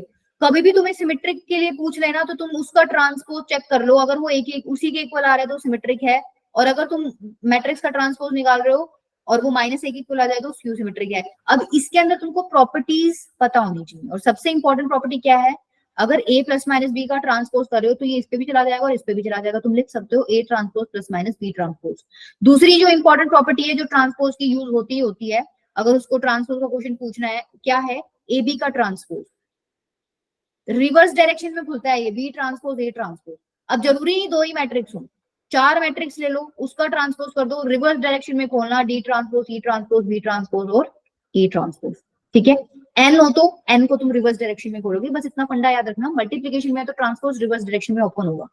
तो क्या तुम ये सवाल कर लोगे? अब मैं एक करके दिखा देती हूँ, इसमें टाइम बिल्कुल खराब नहीं करना है भाई। तुमको दिख रहा है 2 मैट्रिक्स हैं, माइनस कर रखे हैं, बीच में माइनस का साइन है, तो अगर तुम इस पूरे का ट्रांसपोज लोगे तो इसके ऊपर ट्रांसपोज अलग से आ जाएगा, इसके ऊपर ट्रांसपोज अलग से आ जाएगा। तो a की पावर 13 b की पावर 26 का ट्रांसपोज माइनस b की पावर 26 a की पावर 13 का ट्रांसपोज। अब तुमको 2 मल्टीप्लीकेशन में दिख रहे हैं तो ट्रांसपोज अलग अलग ले जाओ, अलग अलग भी किस तरीके से लेके जाओगे, रिवर्स डायरेक्शन में ओपन करोगे, पहले इस पे ट्रांसपोज लगाओ और फिर इस पे ट्रांसपोज लगाओ, a की पावर 13 का ट्रांसपोज माइनस, यहाँ पर भी रिवर्स डायरेक्शन में खोलोगे, a की पावर 13 का ट्रांसपोज b की पावर 26 का ट्रांसपोज। अब ट्रांसपोज की एक प्रॉपर्टी होती है कि पावर अंदर है, इसको बाहर ले जाओ, ट्रांसपोज अंदर ले जाओ, तो बनेगा b की पावर b ट्रांसपोज की पावर 26, a ट्रांसपोज की पावर 13 माइनस a ट्रांसपोज की पावर 13 और b ट्रांसपोज की पावर 26। क्वेश्चन में ये दे रखा था a जो है सिमेट्रिक है, इसका मतलब a का ट्रांसपोज a के ही इक्वल है। फिर क्वेश्चन में क्या दे रखा था, B and C skew symmetric है, मतलब बी का ट्रांसपोज माइनस बी के इक्वल है, सी का ट्रांसपोज माइनस सी के इक्वल है। तो बी का ट्रांसपोज माइनस बी के इक्वल और उसकी इवन पावर है तो बी के ही इक्वल आ जाएगा, बी की पावर 26 आ जाएगा। ए ट्रांसपोज ए के इक्वल है और ए की पावर 13 है, माइनस ए ट्रांसपोज ए के इक्वल है, ए की पावर 13 और बी ट्रांसपोज की पावर 26 कितना हो जाएगा, बी 26। इसमें से माइनस कॉमन लो, क्या बनेगा अंदर, ए 13 बी 26 माइनस बी 26 ए 13। तुम जहां से चले थे इसका ट्रांसपोज लिया था तुमने और तुम इसके नेगेटिव के इक्वल आ गए, तुम जहां से चले थे उसका ट्रांसपोज लेके उसके नेगेटिव के इक्वल आ गए, इसका मतलब ये क्या है, तुम्हारा स्क्यू सिमेट्रिक है, ठीक है। समझ आ गया? सेकंड वाला भी ऐसे ही करना, तुम इस तरीके से ट्रांसपोज ले लेना, तुम्हें पता चल जाएगा स्क्यू सिमेट्रिक है नहीं है। तो सिमेट्रिक और स्क्यू सिमेट्रिक का सिंपल सा फंडा है बिल्कुल, जब भी सवाल में आए ना सिमेट्रिक है नहीं है, 2-3 प्रॉपर्टीज तुम्हारी ट्रांसपोज की तुमको पता होनी चाहिए, जैसे ये पावर में मैंने ऊपर नीचे कर लिया, या ट्रांसपोज मल्टीप्लिकेशन में खुलता कैसे है, प्लस माइनस में ट्रांसपोज कैसे डिस्ट्रीब्यूट हो जाता है, ये तुम्हें पता होनी चाहिए, बस उसके अलावा कुछ नहीं होता है इन क्वेश्चंस में, और सबसे सिंपल होते हैं क्वेश्चंस, ठीक है। और ये आपका पिछले ही साल का है, कर लोगे, चले आगे। अब तुम एक उस पे कर लो। अच्छा, मैंने इस स्लाइड में ये एडजॉइंट की प्रॉपर्टीज डाल दी है, ठीक है, इकट्ठा। वैसे तो तुम लोग के पास नोट्स भी पढ़ोगे, बट इसमें से देख लेना, क्योंकि ये जो अगले 3-4 क्वेश्चन है ना एडजॉइंट वाले, इनमें कुछ नहीं करना, अगर तुम ट्राई नहीं करके आए हो तो कल इनको ट्राई कर लेना बेटा, इनमें जस्ट तुमको प्रॉपर्टी यूज करनी है। भाई डेटर्मिनेंट के अंदर स्केलर दिख गया, स्केलर को बाहर निकाल लो, 2 की पावर एन के बाहर निकल जाता है, ठीक है। एडजॉइंट के अंदर स्केलर दिख गया, एडजॉइंट में से बाहर कैसे निकलता है, n-1 होके बाहर निकल जाता है। तो जस्ट तुमको ये अगले 4 से 5 क्वेश्चंस में ये प्रॉपर्टी अप्लाई करनी है, और इनको ठीक है, इनको रट लेना बैठ के। ये प्रॉपर्टीज तो मतलब यूं है, एडजॉइंट का कोई क्वेश्चन आएगा तो डायरेक्ट तुम्हें प्रॉपर्टीज अप्लाई करनी है, कोई ज्यादा दिमाग लगाना ही नहीं है उसमें। ये मैं कल कराऊंगी फिर, ठीक है। 2-3 क्वेश्चंस हैं ये एडजॉइंट पे, आज तुम इनको ट्राई करके देख लेना। 1-2 क्वेश्चन क्रैमर रूल और कर लो बस। क्रैमर रूल का तो तुम्हें मोटा मोटा तो आइडिया है ना, पहले हम लोग क्या निकालते हैं, डेल की वैल्यू निकालते हैं, ठीक है। या कई लोग तो इसको डेल 1 बोल देते हैं, कई इसको डेल एक्स बोल देते हैं। अब तुमने किस तरीके से पढ़ रखा है ये? सर ने डी के फॉर्म में पढ़ाया है, dx dy। dx किसको बोलते हो, जिसमें तुम पहले वाले कॉलम को इससे रिप्लेस कर देते हो, यही ना? Yes ma'am. ठीक है, और बाकी ये वाला पार्ट ही हो जाएगा, ठीक है। dy तुम बोलते हो जिसमें तुम सेकंड वाले कॉलम को d से रिप्लेस कर देते हो, dz तुम बोलते हो जिसमें तुम थर्ड वाले। अच्छा, इसमें एक चीज ध्यान रखना, ये जो तुम्हारे कॉन्स्टेंट्स है ना, ये कभी भी लेफ्ट साइड में नहीं होने चाहिए। अगर मान लो तुम इनको लेफ्ट साइड में ले जाके और नेगेटिव साइन के साथ तुम अपना ये खोलोगे, ऐसा मत करना, इनको हमेशा राइट साइड में रखना, उसके बाद अपनी डी की वैल्यूज देखना। तो देखो क्वेश्चन में क्या है, इनफाइनाइट मैनी सॉल्यूशंस है। इनफाइनाइट मैनी सॉल्यूशंस का केस क्या होता है, पहले तो तुम ये कोफिशिएंट्स पकड़ के डेटर्मिनेंट निकालोगे, ठीक है। वो किसके इक्वल आएगा, 0 पे। 0 के इक्वल। फिर तुम dx निकालोगे, dy निकालोगे, dz निकालोगे। इनफाइनाइट सॉल्यूशंस के लिए क्या होता है, ये सारे ही 0। इक्वल आ जाते हैं। तुमको इतना सारा सॉल्व करने की जरूरत नहीं है, तुमको सिर्फ लैम्डा और म्यू की वैल्यू निकालनी है सवाल में। तो तुम्हें ये सारे सॉल्व करने की जरूरत नहीं है। तुम ये देख लो तुम्हारी लैम्डा और म्यू कहाँ से निकल रही है, कौन से डिटरमिनेंट को 0 करने से लैम्डा निकल रहा है, कौन से डिटरमिनेंट को 0 करने से म्यू निकल रहा है, ओके मैम। कौन से वाले से निकल। देखो जैसे लैम्डा यहाँ है, तो ये वाला लैम्डा तो तुम्हारा इसी से निकल जाएगा, तुम ये वाले कोफिशिएंट पढ़ लो, ठीक है। dz से एक निकल जाएगा। हाँ, और म्यू के लिए क्या करोगे तुम, ये वाला और ये दोनों पकड़ लेना। मतलब तुम कौन सा पकड़ोगे, ये वाला dz, ठीक है। यस भाई मैम। dz में क्या करते हो तुम, लैम्डा वाली हटा दोगे ना, ये z वाली टर्म हटा दोगे सारी, ये वाला आ जाएगा उसकी जगह, तो म्यू आ जाएगा, तो वहां से म्यू निकल जाएगा, पहले वाले से लैम्डा निकल जाएगा, लैम्डा और म्यू की वैल्यू निकाल के पुट करना है। अब ये सवाल ना ये आसान है, इसके अंदर जो थोड़ा सा अच्छे लेवल का सवाल आएगा ना तुम्हारा इस तरीके से आएगा। देखो मैंने लिख रखा है, ये रहा। करना इसमें भी वही है, इसमें आपको जो ऑप्शंस है ना, ऑप्शन चेकिंग करनी पड़ती है। जैसे इसमें क्या कर रखा है, ये बोल रहा है it has no solution if alpha is equals to -1 and beta is not equals to 2। पहली बात तो तुमको नो सॉल्यूशन की कंडीशन पता होनी चाहिए कि भाई तुम पहले डेल कैलकुलेट करोगे, ठीक है। क्या होती है नो सॉल्यूशन की condition, del is equals to तो 0 आ जाता है, लेकिन तुम डेल एक्स, डेल वाई और डेल जेड निकालते हो तो उसमें से एटलीस्ट एक तुम्हारा क्या आ जाएगा, नॉन जीरो। Yes ma'am. यही होती है। तो तुम क्या करोगे, पहले ये चारों निकाल लेना, ठीक है। ये चारों निकालने के बाद ये ऑब्वियस सी बात है, यहाँ पर अल्फा और बीटा की टर्म्स में ही आएंगे तुम्हारी ये वैल्यूज। फिर तुम ये देखना कि इन पर्टिकुलर वैल्यूज पर कौन सी वैल्यू लेके मेरे पास ये कंडीशन सेटिस्फाई हो रही है कि डेल 0 है और at least del x, del y, del z में से एक जो है नॉन जीरो आ रहा है। तो ये तुम्हें देखने पड़ेंगे, मतलब एक बार रख के कि भाई कौन से वाले में सेटिस्फाई हो रहा है। ये क्वेश्चंस थोड़े इंपॉर्टेंट हो जाते हैं। ऑब्वियसली बात है, इसमें थोड़ा सा दिमाग ज्यादा लग रहा है पिछले वाले के केस में, पिछले वाले में तो सिंपल लैम्डा में हमने वैसे ही निकाल लिया था, हम ठीक है। टाइम भी ज्यादा लग जाएगा इसमें, लगेगा हाँ, बट ये इसमें तो थोड़ा ही लगेगा। देखो जैसे एक ये भी है अगला क्वेश्चन, इनकंसिस्टेंट का मतलब क्या होता है, कुछ वो वर्डिंग ऐसे यूज कर देगा, मैम इनकंसिस्टेंट, नो सॉल्यूशन, ठीक है।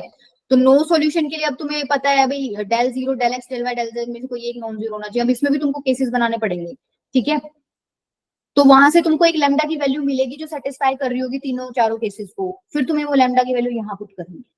तो क्वेश्चन थोड़ा सा इंपॉर्टेंट हो गया। और इससे भी एक अच्छा क्वेश्चन मैं बताऊं, इसमें मैंने वैसे पीपीटी में डाला हुआ था, ये वाला, ठीक है। ये थोड़ा सा और भी अच्छे लेवल का हो गया।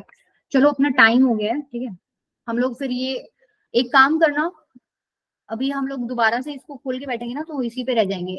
अब तुम्हारा काम ये है कि अभी रात को मैं कोई डीपीपी नहीं दे रही, ठीक है। मैं डीपीपी सुबह शेयर करूंगी जो मैं कल कराऊंगी क्वेश्चंस। तो तुम्हें